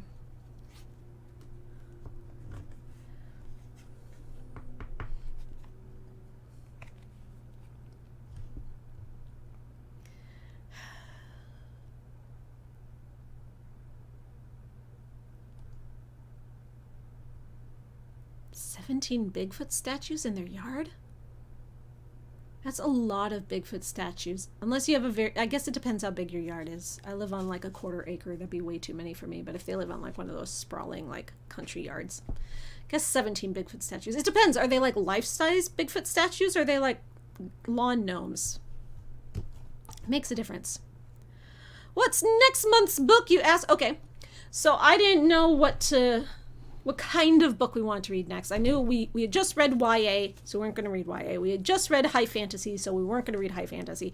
So I asked the book club, what kind of book do you want to read next? And every single person said an entirely different kind of book. There was no consensus. It was not helpful at all. So I decided that we were going to read a sequel to one of the books that we have read before here in book club, which we have done once before. We read the sequel to The Beautiful, which was The Damned. So we have done that before. So we could maybe read the sequel to the third book in that series, which is the something with a C. Yeah, but I didn't choose that. We could read the second book in the Hunger series by Whitley Strieber, which is Lilith's Dream, or the second book in the Fred Saberhagen Dracula tape series, which is Sherlock Holmes Dracula File, which we have read Sherlock Holmes and Dracula before, which I want to read that particular one. Or the second book in the Janine Frost Halfway to the Grave series, which is like the Buffy ripoff vampire hunter romance team up urban fantasy, girls in leather and high heels fighting vampires. Or the second book in the... what was the other one? Oh, in the Anno Dracula series, which is Bloody Red Baron, which Anno Dracula takes place in Victorian times. Bloody Red Baron jumps forward to like war era times. And then, what was the other one? Oh, the second book in the Morganville Vampire. So we had read Glass Houses, so we're going to read Dead Girls Dance, which is a YA. So I didn't know if people would like that because it'd be another YA after this, but a very different YA, very contemporary modern YA. So maybe. And of those 4 books put up for a vote, they got voted for exactly equally. Almost all 4 of them, with a difference of 1 and 1 here and there. There were ties, like these 2 were tied and these 2 were tied, and then 4 hours later these 2 had gone up above these 2, and then like these 2 were tied, and just like no one could decide between these 4 books. I always start off my vote with all 4 books just so all the icons will show up, and then once people have voted for the books, I will delete 3 and just keep my 1 vote on 1. So I was like, okay, if I take my vote off this book and put on this book, that's gonna shift the entire thing. So I did that once, and then the whole thing shifted back the other way, and I was like, which book do I want to read? My tiebreaker rule is that I always choose which book is shortest, because, you know, we all have busy lives. And so I was going to do that, but then, you know, someone else came along and they're like, well, I just changed my vote from this book to that book because that book is shortest. I was like, okay, well, we're reading the shortest book anyway. So the one that won out of this like very equal, like it was 15, 15, 16, 14, basically. Like it was so close. The one that won was the urban fantasy sequel to Halfway Through the Grave, the Night Huntress series by Janine Frost. This one's called One Foot in the Grave. Urban fantasy, very like kick-ass lady vampire hunter character who has a sexy vampire boyfriend who is definitely not Spike from Buffy the Vampire Slayer, except he completely is, but good. He's not evil. He's like a good Spike. And there's a weird picture on the inside where that is very much not him. He must be like a rival love interest. So in the first book that we read, she starts off as a vampire hunter because her dad was a horrible evil vampire who assaulted her mom, and she was the baby that resulted from that, and so she's always been a vampire hunter because, you know, she's a half vampire. She's Danvers, so that's why she has the power. She hunts vampires, but she wasn't very good at it. So one day this vampire, Bones, not Spike, Bones, kidnaps her, and he's like, I'm going to train you and make you a better vampire hunter. We're going to work together. We're going to kill like the eviler vampires than me. And he does, and then they fall in love and they're a team, but it ends with them having to split up, her having to lie to the government and be like, I hate vampires and I'm totally not in love with that guy. And the government's like, we'll make your life a living hell and like abuse your mother unless you work for the FBI. And so now she's like leader of a squadron of vampire hunters for the government and has to pretend to not love her boyfriend. And she ends the book thinking like, well, I can never be with him again. I love him in my heart, but I have to make him think I'm dumping him so that way he won't try to get back with me. So it's very bitter, like tragic, bitterly, and she goes off to like work for the government to save her mom. So this is the summary of the sequel. You can run from the grave, but you can't hide. Half-vampire Cat Caulfield is now Special Agent Cat Caulfield, working for the government to rid the world of rogue undead. She's still using everything Bones, her sexy and dangerous ex, taught her, but when Cat is targeted for assassination, the only man who can help her is the vampire she left behind. Being around him awakens all her emotions, from the adrenaline kick of slaying vampires side by side to the reckless passion that consumed them. But a price is on her head. Wanted, dead, or half alive. Means her survival depends on teaming up with Bones. And no matter how hard she tries to keep things professional between them, she'll find that desire lasts forever, and that Bones won't let her get away again, because his love is so pure. Sexy, non-stop thrills, it claims. And for the book that was shortest, it is 347 pages long. Like, it looks kind of thick because it's mass market paperback, but like when you actually compare it page-wise to this, it's not that thick. And it was the shortest of the 4 books that we put up. And those other 4 books, since they clearly are in demand, since everyone voted for them equally, will get put back up again. And the other 2 books, which I did not include this time, of the 6 sequels we could have chosen, those will get put back again too. It was The Righteous. So The Beautiful, The Damned, and The Righteous. Because I do want to read The Righteous. Because I did actually kind of like that series. It's gas lamp, Victorian, Gothic, set in New Orleans. Not the best example of that, but it is my vibe. And I'm really curious about Whitley Strieber's second novel, Lilith's Dream. So we'll put those up later. Yeah. She rides her motorcycle in high heels. It was weird because on the first book cover, she is wearing boots.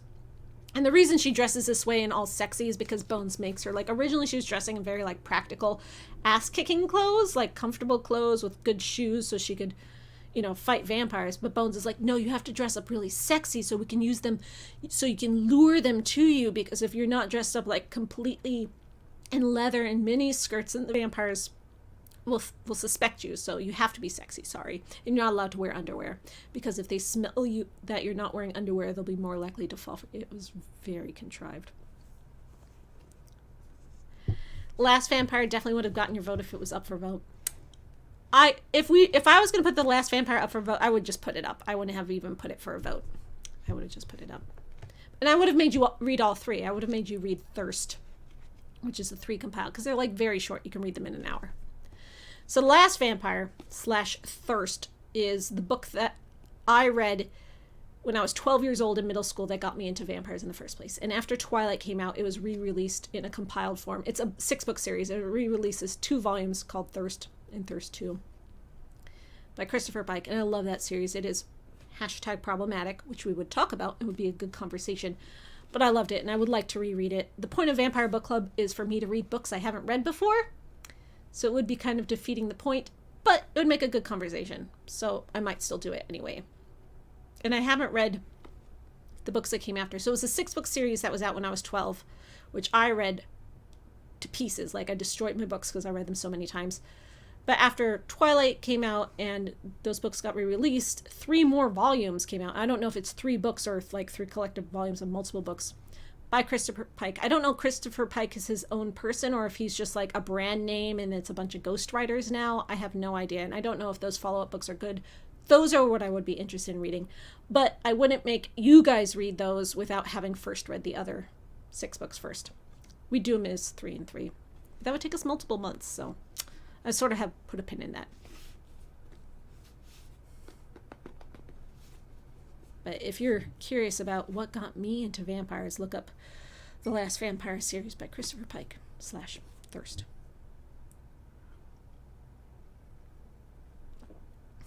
Christopher Pike, the previous captain of the Enterprise. You know, he's got his hobbies, I guess.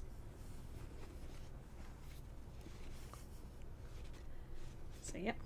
We're back to urban fantasy. Kick-ass lady heroes in black leather. Guns, silver spikes, shootouts, lots of blood and gore, lots of people dying. You wish Bloody Red Baron was chosen. It will be. Like, these are all books we will get to. We will keep reading Vampire Book Club until I've read all these books you see behind me and an equal number of books that I have over there that you can't see.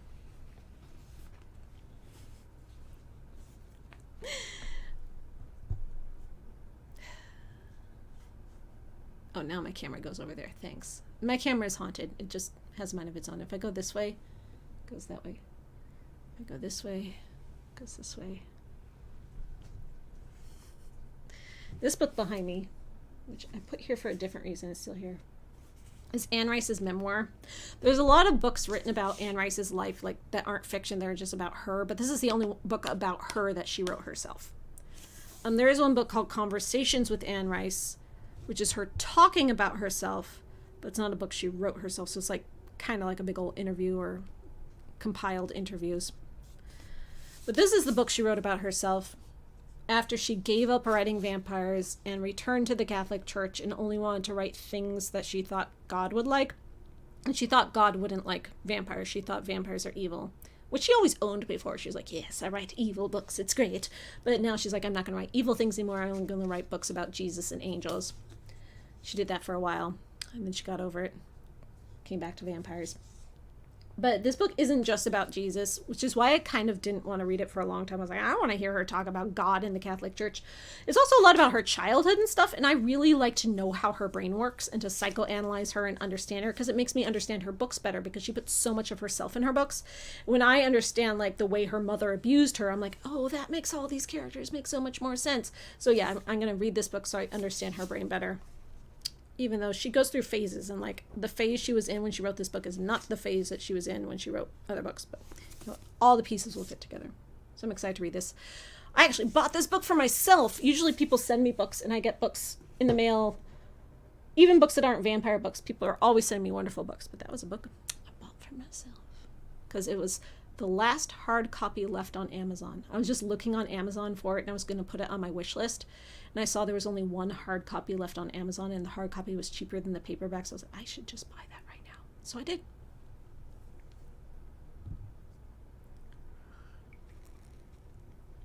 Yeah, Anne Rice time. We always come back to talking about Anne Rice.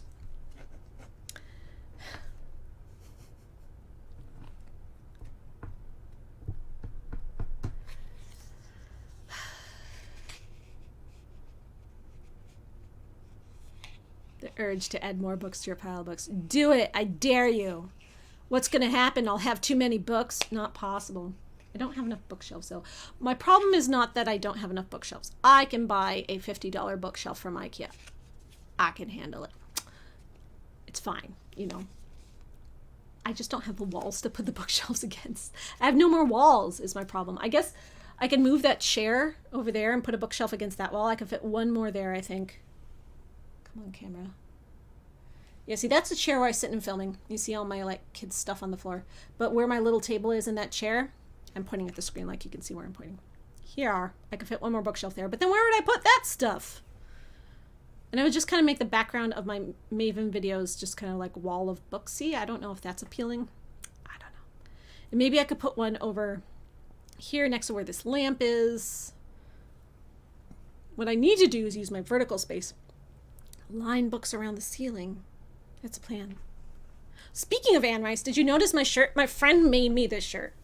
He had it like screen printed. He designed it and then he like sent it away to get made. This is a page from Blood Canticle by Anne Rice in which Lestat says that he wishes his books, he could write his books on t-shirts so that way everyone could be wearing different pages of his books. So my friend made a t-shirt of Lestat talking about how he wishes his books could be t-shirts, and he put that book on here. It's very like meta and great. It has the entire unhinged passage on it.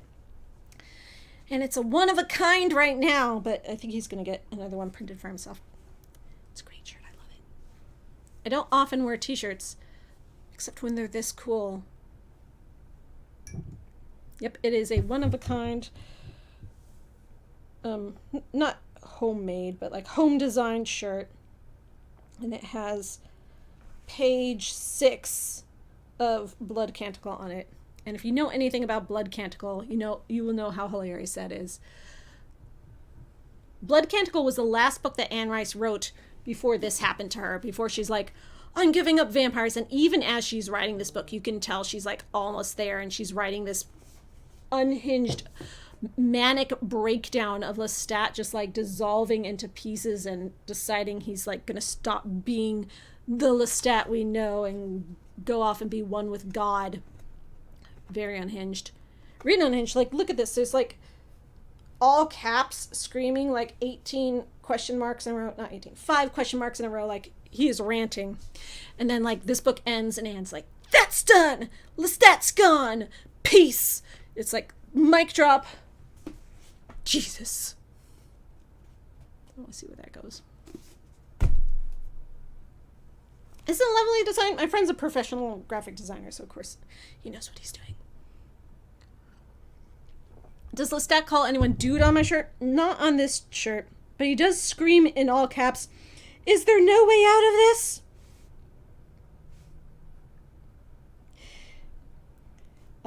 I wish I could read this to you if it wasn't upside down. You know what? I'll pull it up on my phone and I'll read it to you. Watch me perform. You're here for the Maven show anyway, aren't you? This is one of the best passages in the entire Anne Rice canon. And just imagine this in Lestat's voice. Lestat, the rock star. Lestat, the coolest of the cool vampires, so he thinks. So Anne thinks, even though Lestat's a big dork, right? So he thinks. I'm going to go to page 6. Starts off with no and then, okay, I'm going to find this. I'm going to read it to you.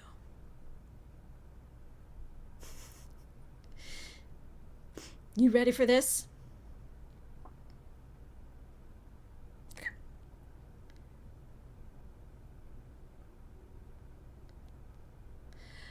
Now and then I get these little spells. I don't want to be evil anymore!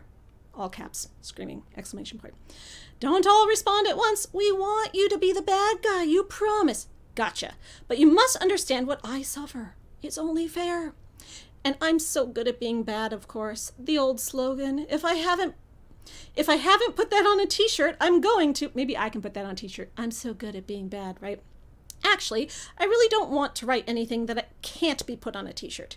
Actually, I'd like to write only on t-shirts. Actually, I'd like to write whole novels on t-shirts. So you guys could say, I'm wearing chapter 8 of Lestat's new book. That's my favorite. Oh, I see. You're wearing chapter 6. This actually is chapter 6. Or no, page 6. Chapter 1. From time to time I do wear... Oh, stop it! Is there no way out of this? You're always whispering in my ear, aren't you? I'm shuffling along Pirate's Alley, a bum covered with morally imperative dust, and you slip up beside me and say, Lestat, wake up! And I pivot, slam, bang, like Superman, dodging the all-American phone booth, and voila! There I stand, full dress aspirational, in velvet once again, and I've got you by the throat. We're in the vestibule of the cathedral. Where did you think I would drag you? Don't you want to die on consecrated ground? And you're begging for it all the way. Oops! Went too far. Meant for this to be the little drink. Don't say I didn't warn you. Come to think of it, did I warn you? All right, okay, yeah, forget about it. So what? Stop the hand wringing. Sure, knock it off, cool it, shove it, eh? I surrender. Of course we're going to revel in pure wickedness here. And who am I to deny my vocation as a Roman Catholic storyteller par excellence? I mean, the Vampire Chronicles are my invention, capital my. You know, and I am only not, capital not, a monster when I'm addressing you. I mean, that's why I write this, because I need you. I can't breathe without you. I'm helpless without you.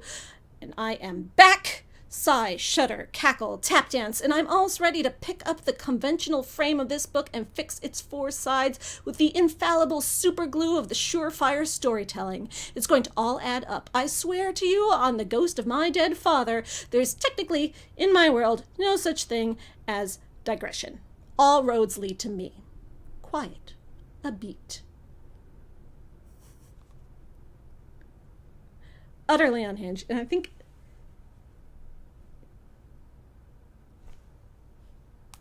that's where it stops. Could go on. I could read that whole chapter to you. It's hilarious. I should practice it and actually get it well done. The part where Lestat does a TikTok apology video.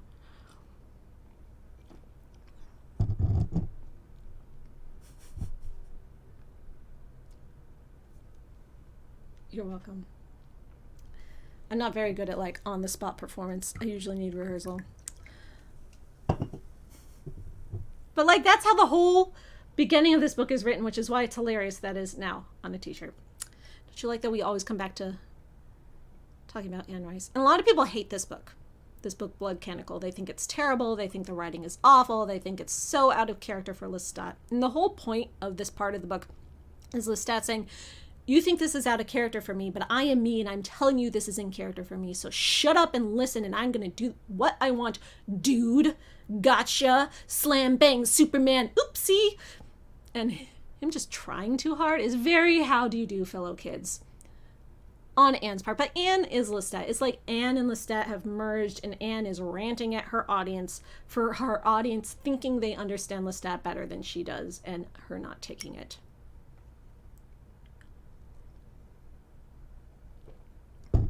More random monologues. I should pick a dramatic reading to do for you every time. I enjoy it. I love it. I usually assume people don't want to hear me do it,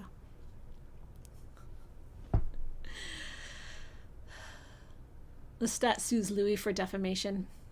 I mean, wasn't that what his whole rock concert was about? He didn't do a lawsuit. He just like got on stage and became a superstar about it. Lestat, calm down and go eat a Snickers. Yes. Lestat like could actually go to Pirate's Alley and like steal someone and eat them. Oopsie. I love Lestat so much.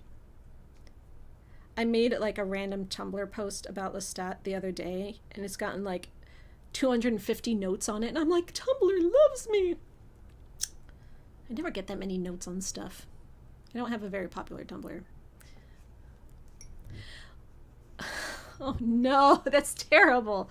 Lestat's Johnny Depp and Louis Amber Heard. I mean, Lestat is unhinged the way Johnny Depp is. Like, if you read that Rolling Stone article and Johnny Depp's just like talking about the way he lives his life, and like, you're admitting this in a magazine? You're really telling people this out loud? You're not ashamed of this? Lestat has no shame, zero shame. That's why we love him so much, because we feel like we know him. It's that vulnerable. Like when someone shows you in a book the complete ugly side, like all the horrible parts of them, yet they're still like okay, they're still cool, they're still likable, they're still beautiful, they're still loved.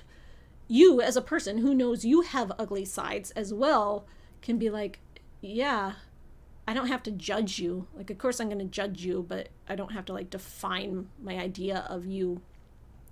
Like, you can be a horrible person, but also be likable. I love that about Anne Rice. It is shameless. It is raw. It is ugly. It is vulnerable. It's still beautiful. It's still lovable. Who are my favorite Anne Rice vampires besides Louis, Lestat, and Claudia? I mean, I'm very basic. Armand's my next favorite because he is one of the best written antagonistic characters in the history of literature. I love his and Lestat's relationship. I love their like frenemies and nemesis relationship. It's so like, if I could write a relationship like Armand and Lestat in a book, I will have like died proud of my writing. I actually have a relationship based entirely on that in the Company of Death series. We haven't gotten to it yet in the series, so you don't know what I'm talking about, but it's there. It'll be there. You'll note it when you see it. After Armand, I guess Marius, David. I'm very basic. I don't have like random faves. I just like the ones that are the good ones. What's my go-to Anne Rice book? Tale of the Body Thief, at least for the last like 4 years. Love that book. I love the way Lestat's feeling in that book. I love his like state of existence. I love the way Louis is feeling in that book. I love their relationship in that book. A lot of people hate it. I don't know why fans think Louis is bad in that book and they hate the way they are. And they're like, he's so mean. They're so awful to each other. I'm like, no, they're not. It's just, you're reading it too shallowly. It used to be The Vampire Lestat, but I barely read that one at all anymore. And Atlantis, actually. I love Atlantis now. Like, I don't like the alien and Atlantis parts of Atlantis, but there's so much more to that book and those parts. Like, just read the other parts. There's so much in that book, with Louis especially. I love Louis in that book.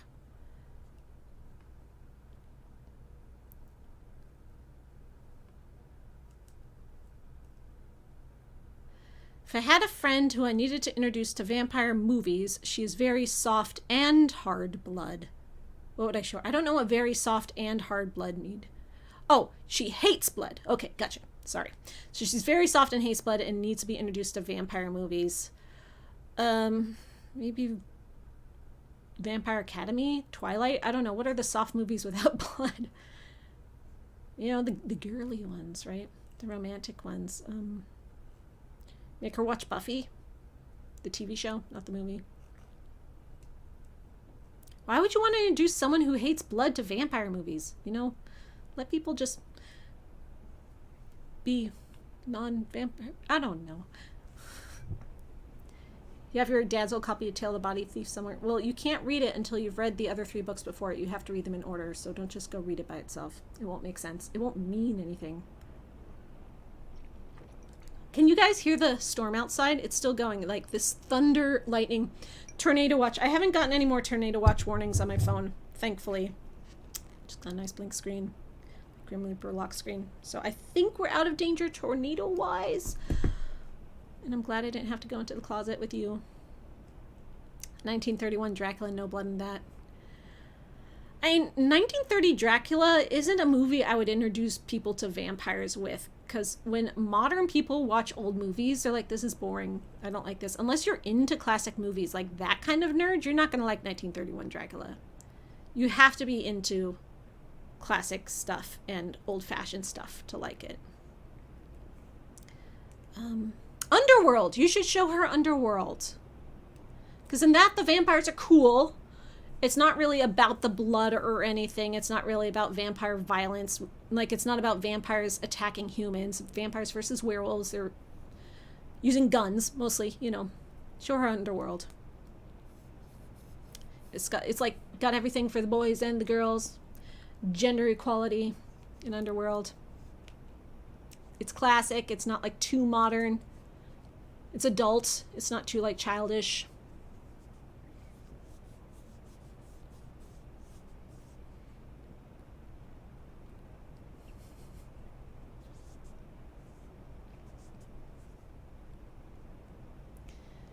Jess Franco's 1970 film Count Dracula, which is the most accurate depiction of Dracula on film. See, the problem with really accurate depictions of Dracula on film is that it's not a book that works well on film the way it is. Like, you put it accurately on film and it drags.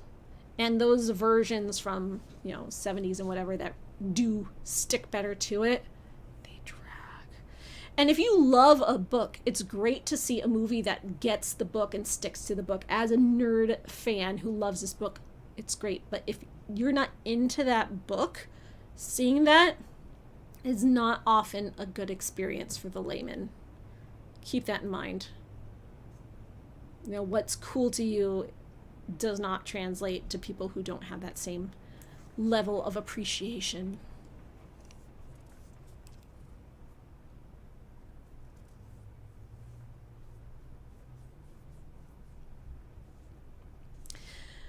Since I'm an expert, would you consider Interview with a Vampire horror movie or a drama with horror?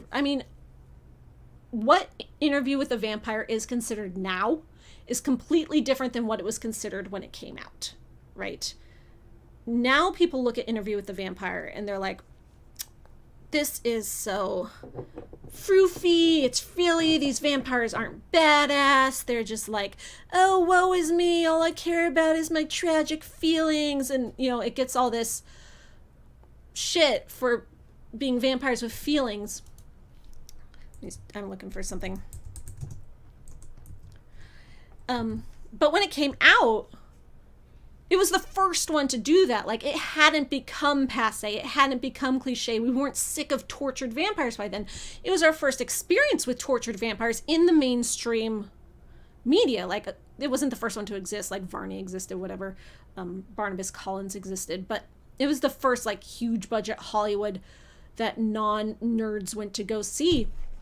And it wasn't passé. And it was scary. And seeing a vampire have feelings was kind of creepy. Like, oh no, I'm sympathizing with a monster. And it was horrific in that way. It's more, Interview with the Vampire and Anne Rice is existential horror. It's not shock and jump scare horror, obviously. But it does have gore. And the first time I tried to show Interview with the Vampire to a friend back when I was high school, and I was just like shipping it and loving it and being like, oh, Louis Lestat. And I was trying to show it with her. She was like, I'm going to faint. There's so much blood. This is making me sick. I have to leave. You have to turn it off. And I was like, really? You're looking at the blood? This is scary to you? And it's just the way you think about it, right?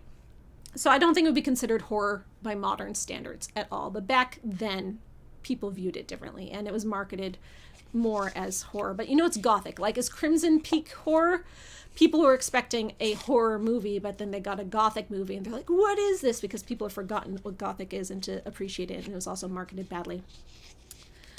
But, like, Twilight, when it first came out as a book, before the book, market was Twilight-ified, Twilight was in the category of children's horror.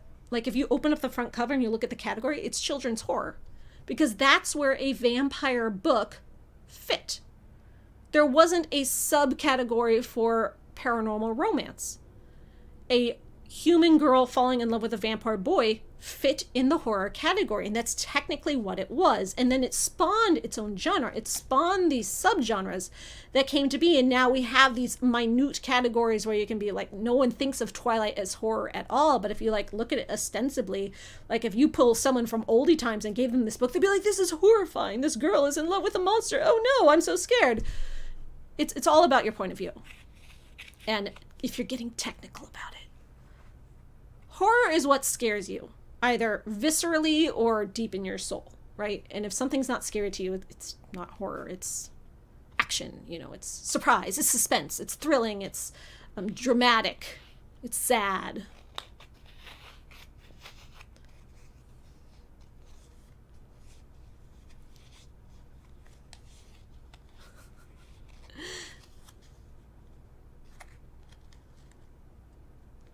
After you saw Interview with a Vampire, you never watched little girls or children in general in the same way. See? That's an element of horror. You know? It had a creepy child in it. Creepy children is like a very tropey staple of horror, right? But, you know, if that creepy child from that movie did that to you, then it's just as creepy as, you know, any of those Stephen King movies. It's like when I first watched Pet Sematary, I could never look at fluffy gray cats again the same way. Like, they were too scary to me. If a movie has that impact, it has done its job.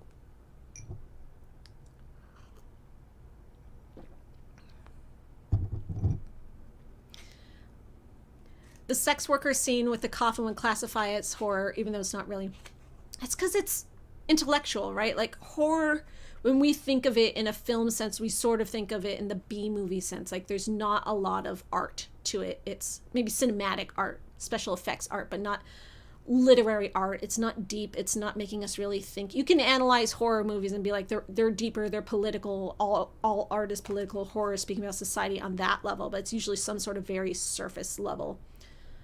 Like, you know, the monster in this stands for racism. Check. You know, there's not like layers and layers and layers to it. My Interview with a Vampire, in that scene especially, is like examining your soul. It's like a therapy session, right? So putting so much thinkiness on it, people are like, well, now it can't be horror because now we're actually using our brains, and it just depends what you define horror as.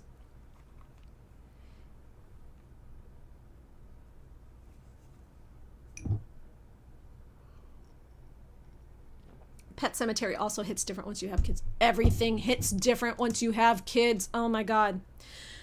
Never have children. The world is terrifying when you have children. You have so much more to lose. Ugh, so scary. You're like constantly thinking of ways your kid could die because you're like, if I think it, then it won't happen. Because I can't predict the future. I'm not psychic. So if I think it, then it automatically won't happen because I'm not psychic. So therefore it couldn't. So you think of everything. Does my logic make sense to you? I know, my brain works weird. I've always known I'm neurodivergent, but I've never been like officially diagnosed. So I finally like went to the doctor and got the diagnosis, and I thought I might have ADHD too because I have so many of the symptoms, but she's like, I'm not sure that's what you have, but you're definitely autistic. You're what we used to call Asperger's, but we don't use that term anymore.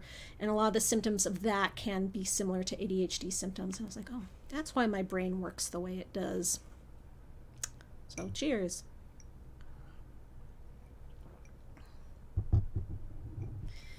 Yeah, I think for something to count as horror, it has to be scary to you. You have to have a visceral reaction to it in the moment, or it has to have some kind of lingering effect on you.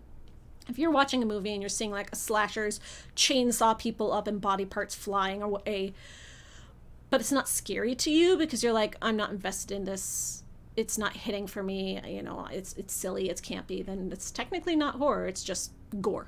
You know, gore doesn't necessarily mean horror. And whatever genre the marketing team puts it in is just to try to make more money. They will put it in whatever category they think will sell more tickets and make more money. Marketing is its own whole ballgame.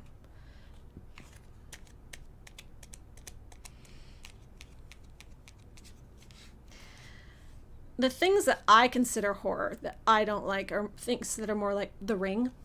I mean, I like it, but you know, it's scary to me, right? Like that's actually what's going to affect me. The Ring. That stuff. What is that movie called? Like more of like a suspense thriller.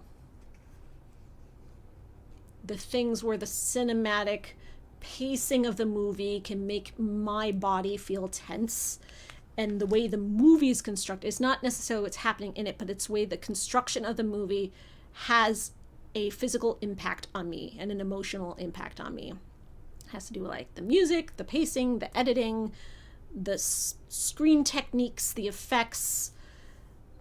Whereas if you have a book, none of that's there, right? In a book, it's just the writing. And I don't read horror novels, unless you count vampire, but I don't read novels that are actually scary to me. Like we read Double Dead last month, right? That's a horror novel. It has body parts, it has blood, it has gore, it has zombies, it's scary. But it wasn't scary to me. When I first read Let the Right One In, there was a part of it that was so scary to me. I was like, this is the scariest book I've ever read, but I am so impressed by it that I like it.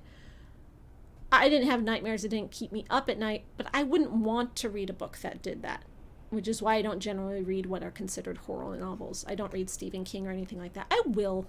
One day I'll read Salem's Lot. We'll read it together for Vampire Book Club. But that scene in Let the Right One In where Tommy's trapped in the basement with the vampire, I'd never read anything that scared me that much before, but because the whole book wasn't like that, and I was so impressed by the book as like art, that felt part of the art to me, so therefore it worked. And that's why it's one of my favorite novels that I've ever read, because it just got that impact out of me, like for a book to really have that impact. Whereas like Interview with the Vampire is on my favorite novels list on principle, right? Like it doesn't give me that same impact to read, but because of what it is and what it's done and what it stands for, it's on the list. You don't think Salem's Lot is that scary, so it's safe to read? All right, that's good to know. And what other vampire novels from Stephen King have people sent me? I've got Dr. Sleep, which I'll have to read The Shining first, so maybe The Shining will scare me. And I have his short story books, which have some vampires in it. I've also received other books of his. I've received It, which I have not read. So maybe that one will scare me. But it's not a vampire book, so we're not going to read that for book club.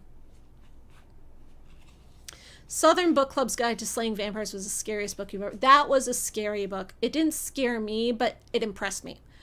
Like, when people say they want to read vampires that are horrifying, I recommend that one. Because I was like, I wasn't scared, but you will be scared.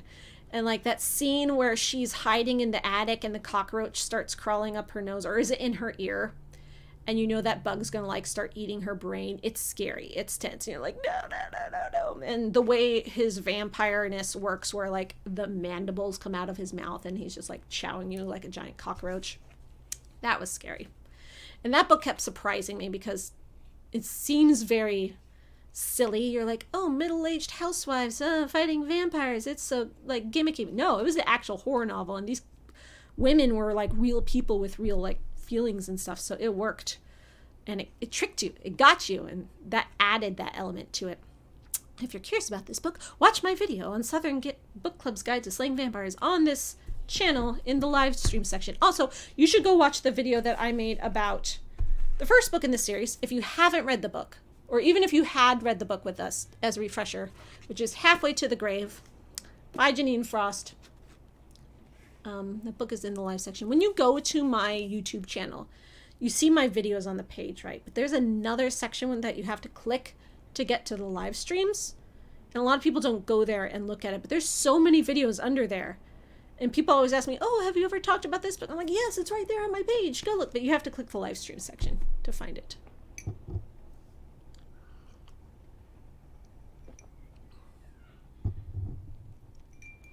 You're confused about so much of Southern Book Club? Were you confused after my live stream or because you haven't watched it? I feel like I explained it pretty well. But it was a book that did have a lot of question marks, and that's what made it scary. So, you know, maybe you're supposed to be confused, and that's part of the horror, that disorientation, right? Oh, you did that yesterday? Good. Am I willing to share what's on deck for vampire reviews?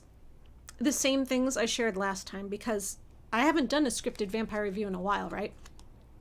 I have been having trouble writing scripts, which is why I thought I might have ADHD, because it's like executive dysfunction is part of that, but something else going on with my brain. It's the same exact things I talked about last time, because I haven't done those videos yet. I have 3 videos left that people have ordered from me. They paid the Patreon request fee that I owe them. They paid this to me months ago, and I'm like, I have to make these videos for these people. And I feel really bad about it, and that just makes it worse, and it's this whole like thing in my head. Yeah. But I will do it. I always come through. I always make good on my word. And if I don't, I'll give them their money back. Like, it's going to be one or the other, right? But I want to do it. I don't want to give up. I want to do it. It's just, my brain stopped working during the pandemic. That's why I started doing vampire read-throughs when I was reading you Carmilla and Dracula's Guest and all of those, because that's the only thing my brain could do, right? And we're like, oh, we all have pandemic brain. It's normal. I'm like, here I am 3 years later. My brain still isn't working. Brains are hard, right? Don't know if it counts as a vampire book, but have I read Nosferatu by Joe Hill, aka Stephen King's son? I have not read it, but I have it. It has been sent to me by one of you at my P.O. Box. I have it. And I talked about it when I received it in my vampire library book haul videos that I do. And then I was told that it's not actually a vampire book, which was hard to tell from the summary, because when you read the summary, you're like, well, maybe it is, but apparently it's not. But books like that, which have vampire vibes or vampire inspired, like obviously if you're writing a book inspired by Nosferatu, even if it doesn't have vampires in it, it still is a vampire book. Like, it still has vampire elements, which is something we could talk about here on this channel. But, you know, we have so many other actual vampire books to talk about as well.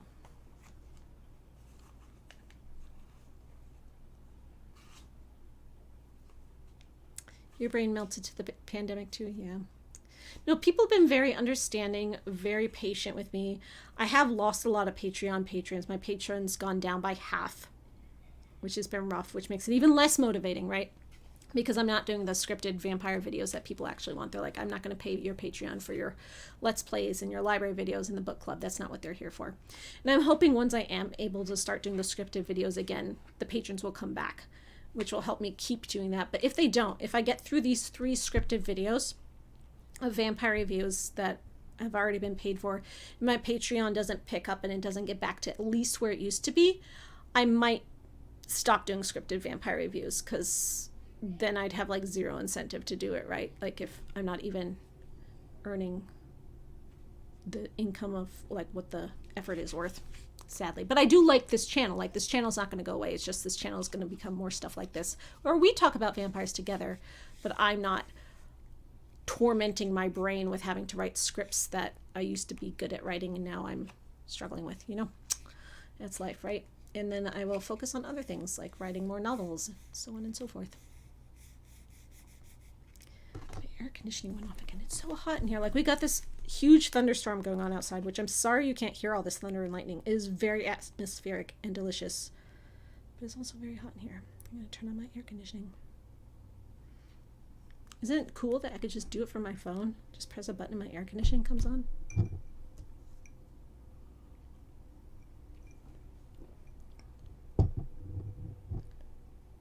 Yes, he did send me the Book of Nod. I have it on my shelf.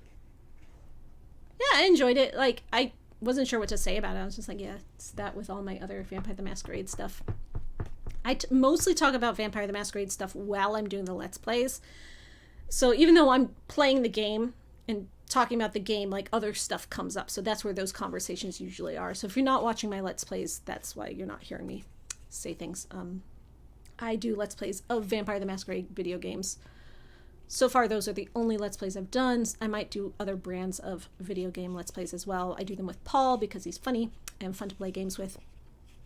And we have sort of like a vibe, a banter that goes on. Yeah, my very first Let's Play that I did of Vampire the Masquerade Bloodlines, I'd never live streamed Let's Plays before. I wasn't good at it, so I was rushing through the game. I thought people didn't want to like hear me like chit chat. I thought they would be bored if I was just like exploring and looking around, so I tried to rush through it. And then people in the comments were like, no, you're rushing through it, stop doing that. I was like, oh, they actually want me to like show the parts where I mess up and take my time. I don't have to like edit out all the mistakes. So I got better at Let's Playing as it went on, and my newer ones I feel like are more entertaining. But if you do watch those first ones of Vampire the Masquerade Bloodlines, you might not like that very much.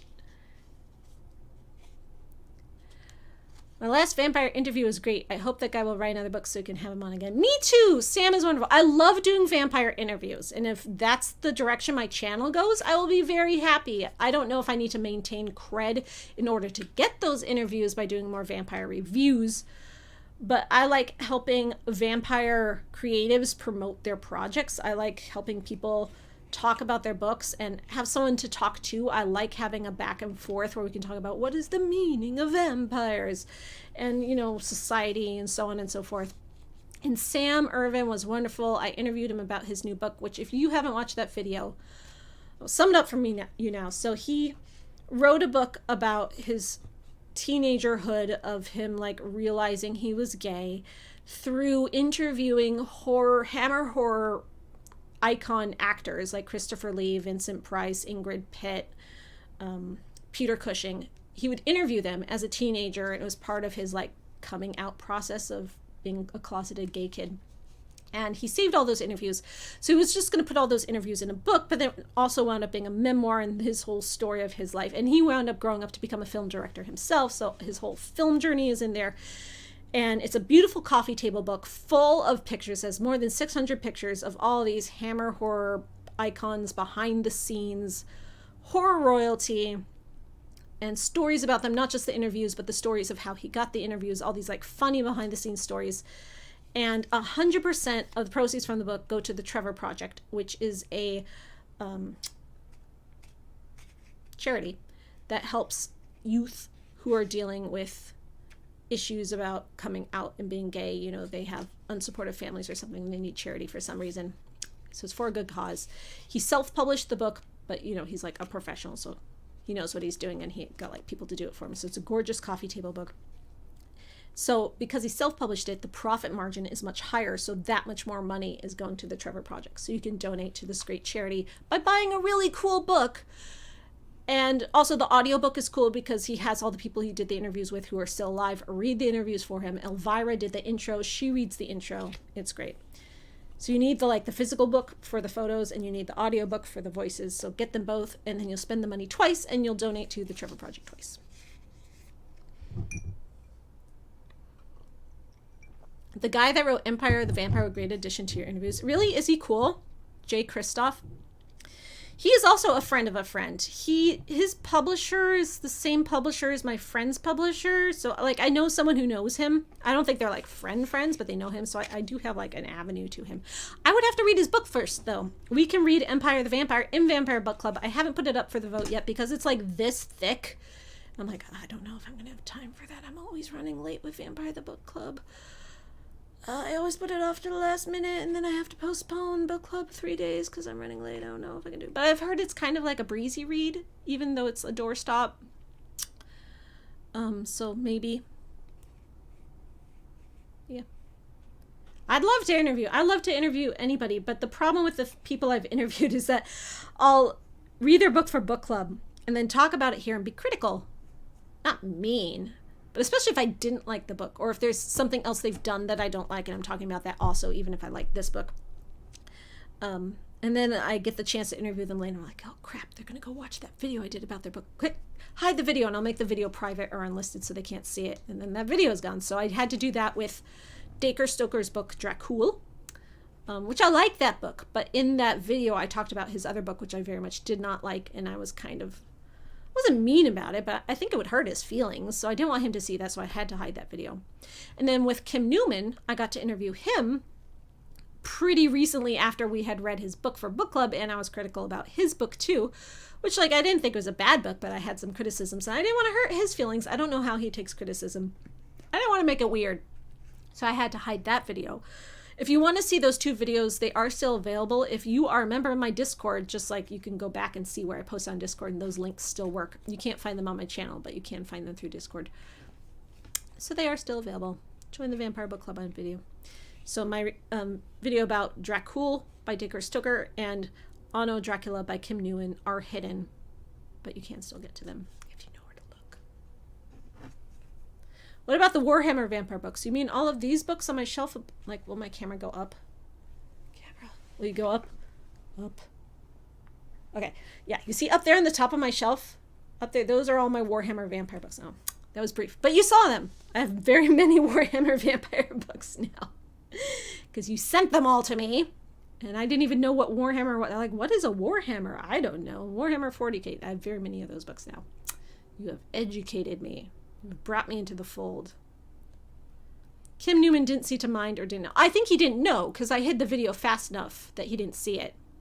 He wasn't aware. But, you know, he's really nice. He's really great. I don't want to hurt his feelings.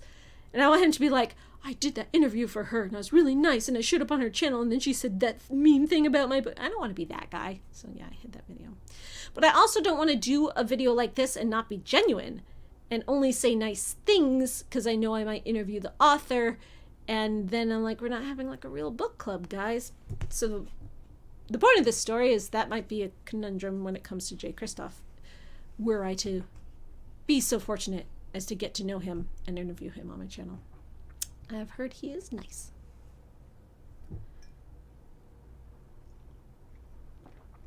Kim Newman wrote Warhammer Vampire books as well with his character. Yeah, I have the full Genevieve collection up there on that shelf. He looks like the sheriff of Nottingham from Robin Hood Men. He does! With the whole, like, beard situation. Gee. What time is it? 10:50. We've been going with this book club. I guess that was a lot of book to summarize when I was talking about Witch of the Vampire. Now, any high concept book like this that has a whole world that's built, it always takes longer to describe than a book where I'm just like, well, here's the plot.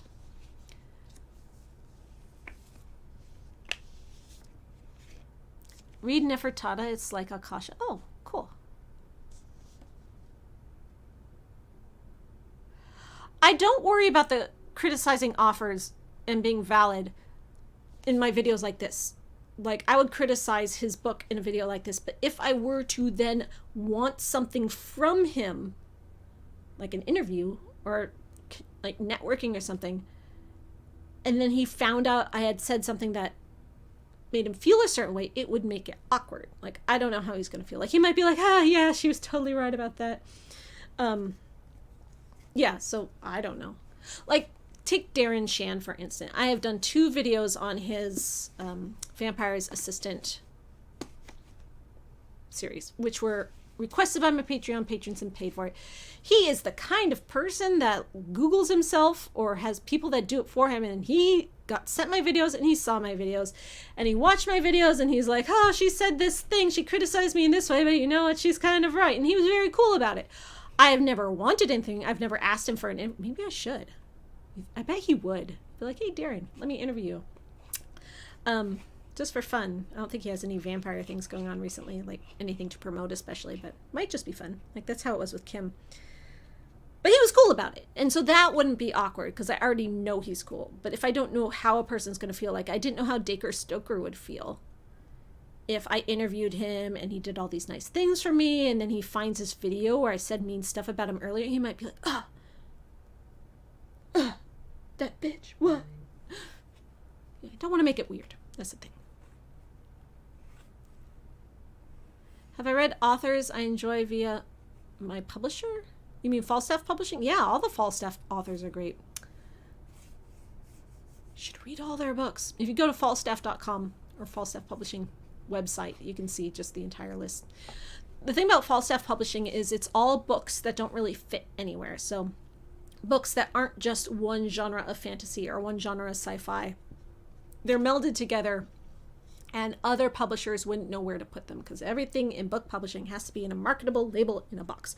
So Falstaff is the misfit toys of publishing. The books that don't fit neatly in any one genre fit neatly in the Falstaff box. So you can say if this is a Falstaff book, it's that kind of book that's like a genre mashup book that doesn't really go anywhere else, which is what my book, The Company of Death, was, because it's got sci-fi elements, it's got high fantasy elements, it's got modern urban fantasy elements, it's got post-apocalyptic elements, and like it wouldn't fit neatly in any marketable box, which is why I had so much trouble finding a publisher to start with. It was perfect for what they wanted. It was exactly their wheelhouse. Yeah.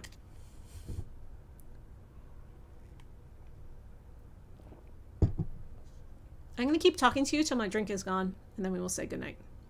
It's always the plan. This card I'm fidgeting with, I'm a fidgeter, which according to my therapist, or not my therapist, the analyst who was diagnosing me, that I'm apparently very hyperactive, and being fidgety is part of that. I was like, I never thought of myself as hyperactive. I always thought I was lazy.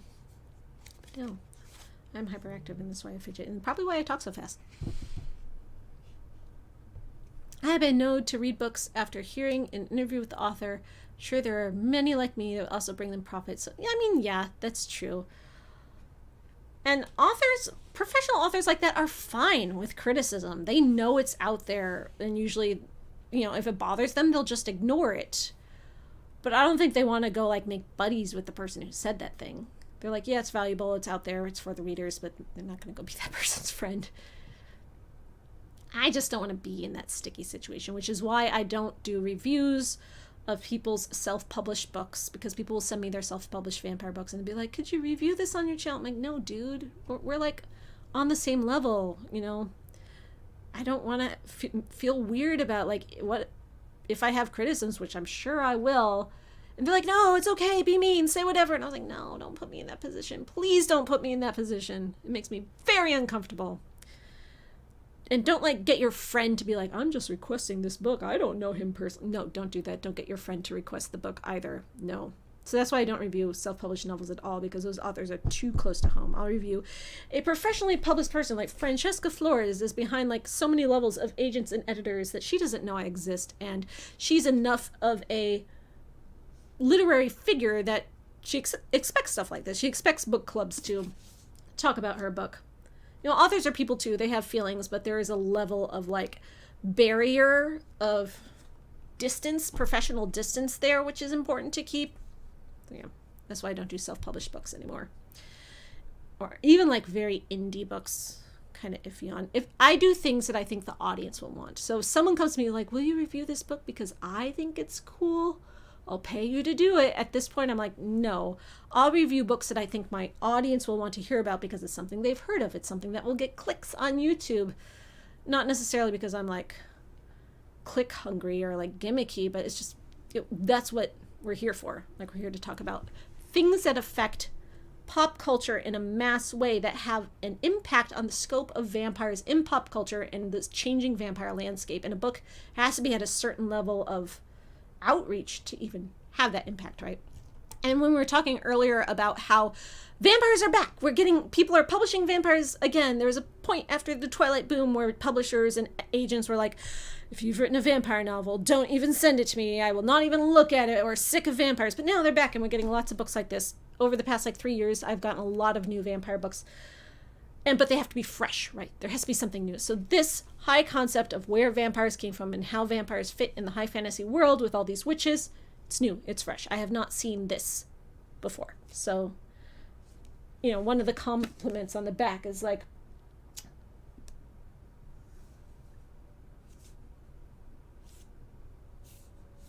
where did I see it? A fresh spin on the canon of witches and vampires. So there has to be something where an agent or publisher will be like, the reading public has not seen this before. So yes, I will publish this book. It's all about what they think will make money, right? A fresh spin. I will tell Sam how much you love him. Absolutely. We're still in the same like WhatsApp from our tour together. A format like Maven fixes this character or something. I don't know. That would be fun, because I have a lot of ideas for how. It's very easy to look at something else that someone made and be like, this could have been better, and here's how. You know, you can't do that to your own work, right? Like, that's so hard. But like taking something else that exists and being like, I could polish this up and make it better. That's always easy. I would like that, but I don't know how appropriate that would be. But maybe. I've not thought of it before to actually answer your question. No, you've now made me think of it. I'm almost done with my drink. We're almost there, you guys. Thank you so much for hanging out with me, for listening to me talk about vampires. I will talk about anything about vampires. We didn't really talk about what the vampires meant in this book. I guess it was sort of like a don't judge people, don't like assume people are always evil just based on what they are. This is kind of a very simple like child book lesson. Like, that's Vampirina basically, right? My 4-year-old fledgling spawn has recently gotten into Vampirina, which I had never watched. So now she's watching Vampirina, and the entire premise of Vampirina is like, vampires are people just like you. We may look different and have different customs, but we're just like you. And this book wasn't exactly that, because the vampires are evil and do kill people for the most part, but they could be good, which is what the two girlfriends wind up being at the end, even though they kill a person at the end. So I guess they've kind of given up on being good, but you know, under certain circumstances. Otherwise, they'll eat squirrels. Fix classic vampire novels like Carmilla. I kind of did that. Like, I talked about Carmilla to death and talked about, like, how I thought it would be better. It wasn't in a format structure sort of situation, so if I were to take that and apply it. But I think classic vampire novels don't need to be fixed, because the point of them, those like building blocks and foundations of vampire media, of what led us to where vampires are today, were important for what they were. So Carmilla is like what problematic because it makes lesbians look like predatory evil people, and you know, lock up your daughters or the evil lesbians will get them. Yeah, it's homophobic, right? But it also was important for the development of vampire media, and the vampire lesbian trope became one of the most foundational tropes in vampire media. And looking at homophobic portrayals in horror usually come back to eventually queer empowerment somehow. Like, queer people see themselves in monsters and in horror entirely, which is what Sam and I talked about in that interview. You should watch that video if you haven't watched it yet. Of how you can take these villainous, monstrous creatures and still see yourself in that person and be sympathetic with that monster, even if they are actually the monster and are actually bad. Because you feel bad, because society has made you feel like you are that monster, and you know you're not, but you still see someone like that, and you're just like, yes, I am that monster. So it's like a double-edged sword, right? Like, are we saying gay people are evil, or are we saying they're, you know, right? Double-edged sword. Fixing Dracula sounds like bad YA. Isn't that what Fred Saberhagen did when we read the Dracula tapes? It's like, Dracula was actually innocent all along. He didn't really kill that guy. He was just trying to, like, help him. Right?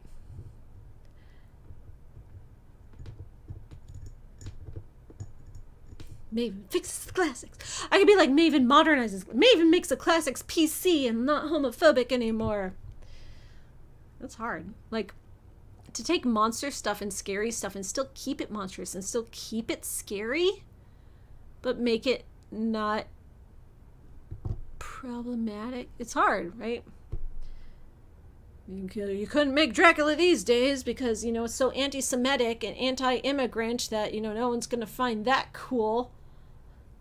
But it fit its place. It served its purpose. And that's why Fred Saberhagen made Dracula and was like, but he was innocent all along, and he really was. I think there's a middle ground between that. I hated the way that book did that. I was like, no, you are stripping Dracula of all his, like, badass villainy. Like, I love me a good badass villain, and now you're being like, he was just a puppy dog that got, like, misunderstood the whole time. No. He can be sympathetic. We can understand where he's coming from. We can like him. He could be lovable. He could have a heart and feelings and a soul, but still have done all those bad things. He doesn't need to be redeemed. He doesn't need to be excused. He just needs to be understood. And that's like why I like Interview with the Vampire, right? Like, they still are monsters. They still are horrible people. They aren't excused. They feel bad about it, and they're tortured because they are that bad. And we're not trying to say they aren't. Saberhagen's books get better and the sequel's way better. Ooh, I am intrigued. Like, I really do want to read Holmes' Dracula File. The last time I put that up for a vote for the Vampire Book Club, it was with 3 other Holmes Dracula books. And a different one won that month. So, I don't know if we'll ever get to read it. Like, the entire reason that I had us read Dracula tapes, which I think was one of those executive decision months when I chose the book we were going to read instead of letting you vote, was because I wanted to get to the second book, but we still haven't gotten there. Have I seen the new Renfield movie? Yes, I talked about that last month in book club, which that's okay if you weren't here for that. The video's up there if you want to go see it. I loved the new Renfield movie. It was wonderful. I saw it opening night in New York because I happened to be up there with my friends. And seeing it with friends was great. I haven't seen it again since, but I loved it and I recommend it and everyone should go watch it. It's very What We Do in the Shadows. So if you like the, like, silly, campy humor of What We Do in the Shadows, you will like Renfield. And a lot of people are like, it's just ripping off What We Do in the Shadows. So who cares? We need more of that. Yes, more of that, please. It's not a bad thing. You don't have to be a snob about it.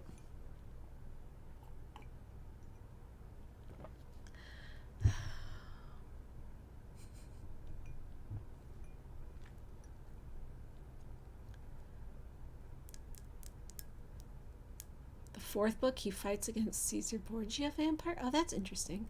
So I have the vampire seance one. Is that the third book or is that later on down the line? Because I'm a bit confused on the order. Like I haven't properly Googled it. Those are the only 3 I have. So if the seance isn't the third, then I'm missing some gaps. Rom-com Dracula and Carmilla as roommates because they have a similar taste in women. Oh, that would be so cute. I would love that. I hate it when they straight wash Carmilla because like, oh, she's a female vampire, right? She could be the sexy woman here that the men get. No, wrong. Bad, and you're wrong for doing that. I would watch that sitcom. Or read that book. It could be like what Reluctant Immortals was supposed to be. Or at least what I hoped it would be. Reluctant Immortals, which we read recently, was Lucy from Dracula and Bertha from Jane Eyre roommates, but not a couple? Like, Bertha was actually gay, but not for Lucy, which surprised me. I thought they were going to be the romance. No, they were just gals being pals, and Lucy was straight. But Lucy was just so angry and so mean and so bitter the whole book that it wasn't a fun book. I thought it was going to be fun. But she was just like mad, angry, bitter. And I didn't like being in her head. And like she was well written. I wasn't like, oh, I hate this character. But I was just like, it's not fun. And then that was kind of the thing of Witch and the Vampire too. Like Kay as a character was just so angry and so mean. She wasn't Lucy levels of angry. I mean, the thing about Lucy being that kind of character though is like Lucy's not that character in Dracula at all. That is not Lucy. So it felt like it wasn't even Lucy. It was just this like made up character with Lucy's name. Yeah. Fixing characters doesn't have to mean making an evil person good. It can mean fixing the internal logic to make more sense. Yes, exactly. Fred Saberhagen should have done that instead. You know what? He had to, like, vampire it, right? All right, friends. Drink is gone. I'm gone. Done with my camping, truly hard seltzer, basic bitch berry punch. I will have a more classy drink next time, I promise. If you have not read the first book in the series, it's called Halfway to the Grave by Janine Frost. There's an audiobook of both of these books where they have like a full cast. I think it's called a graphic audiobook. I don't know why it's called that.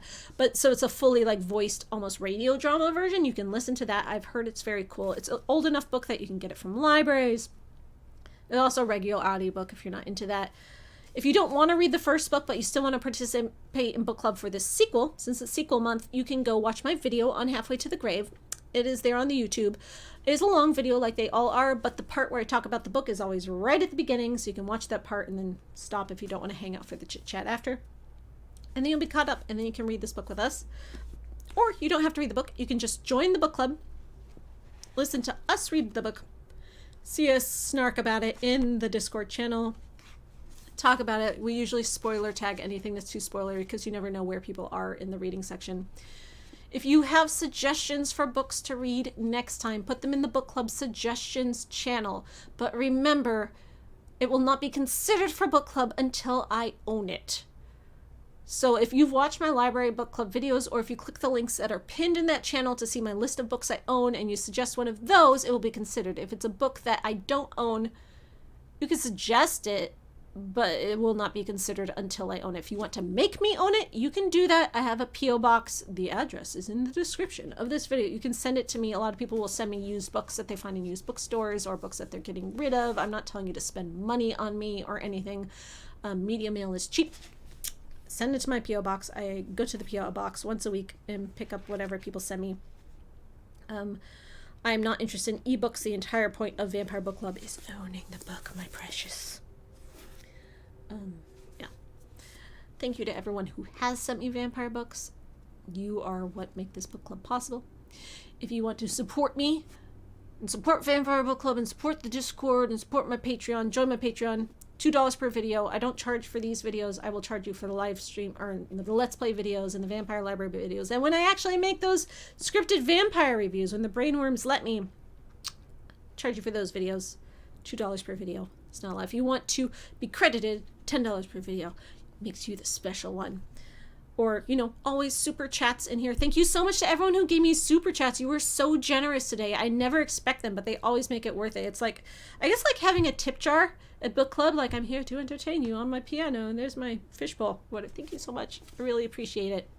It all goes to the same cause. And it also supports the Discord server in general. Please come to the Discord server and talk about vampires.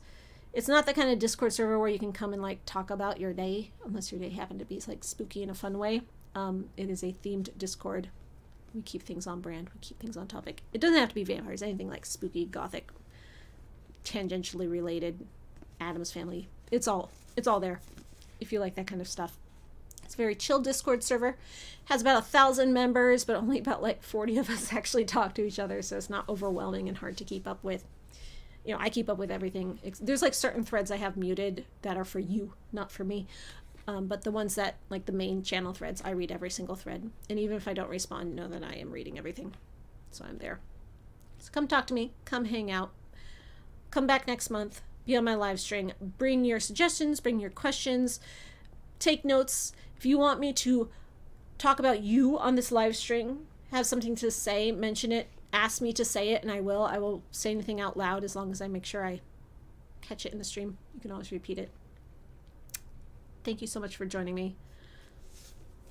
So we're reading urban fantasy this month. We read YA high fantasy last month, so think something totally in a different direction for this coming month. This coming month will be... So this is July 13th when we'll finish this one, so from July to August. So like a fun summer beach read vampire book. That would be nice. Right? Thank you, thank you. Love you all. Happy vampire dreams, so on and so forth. Good night.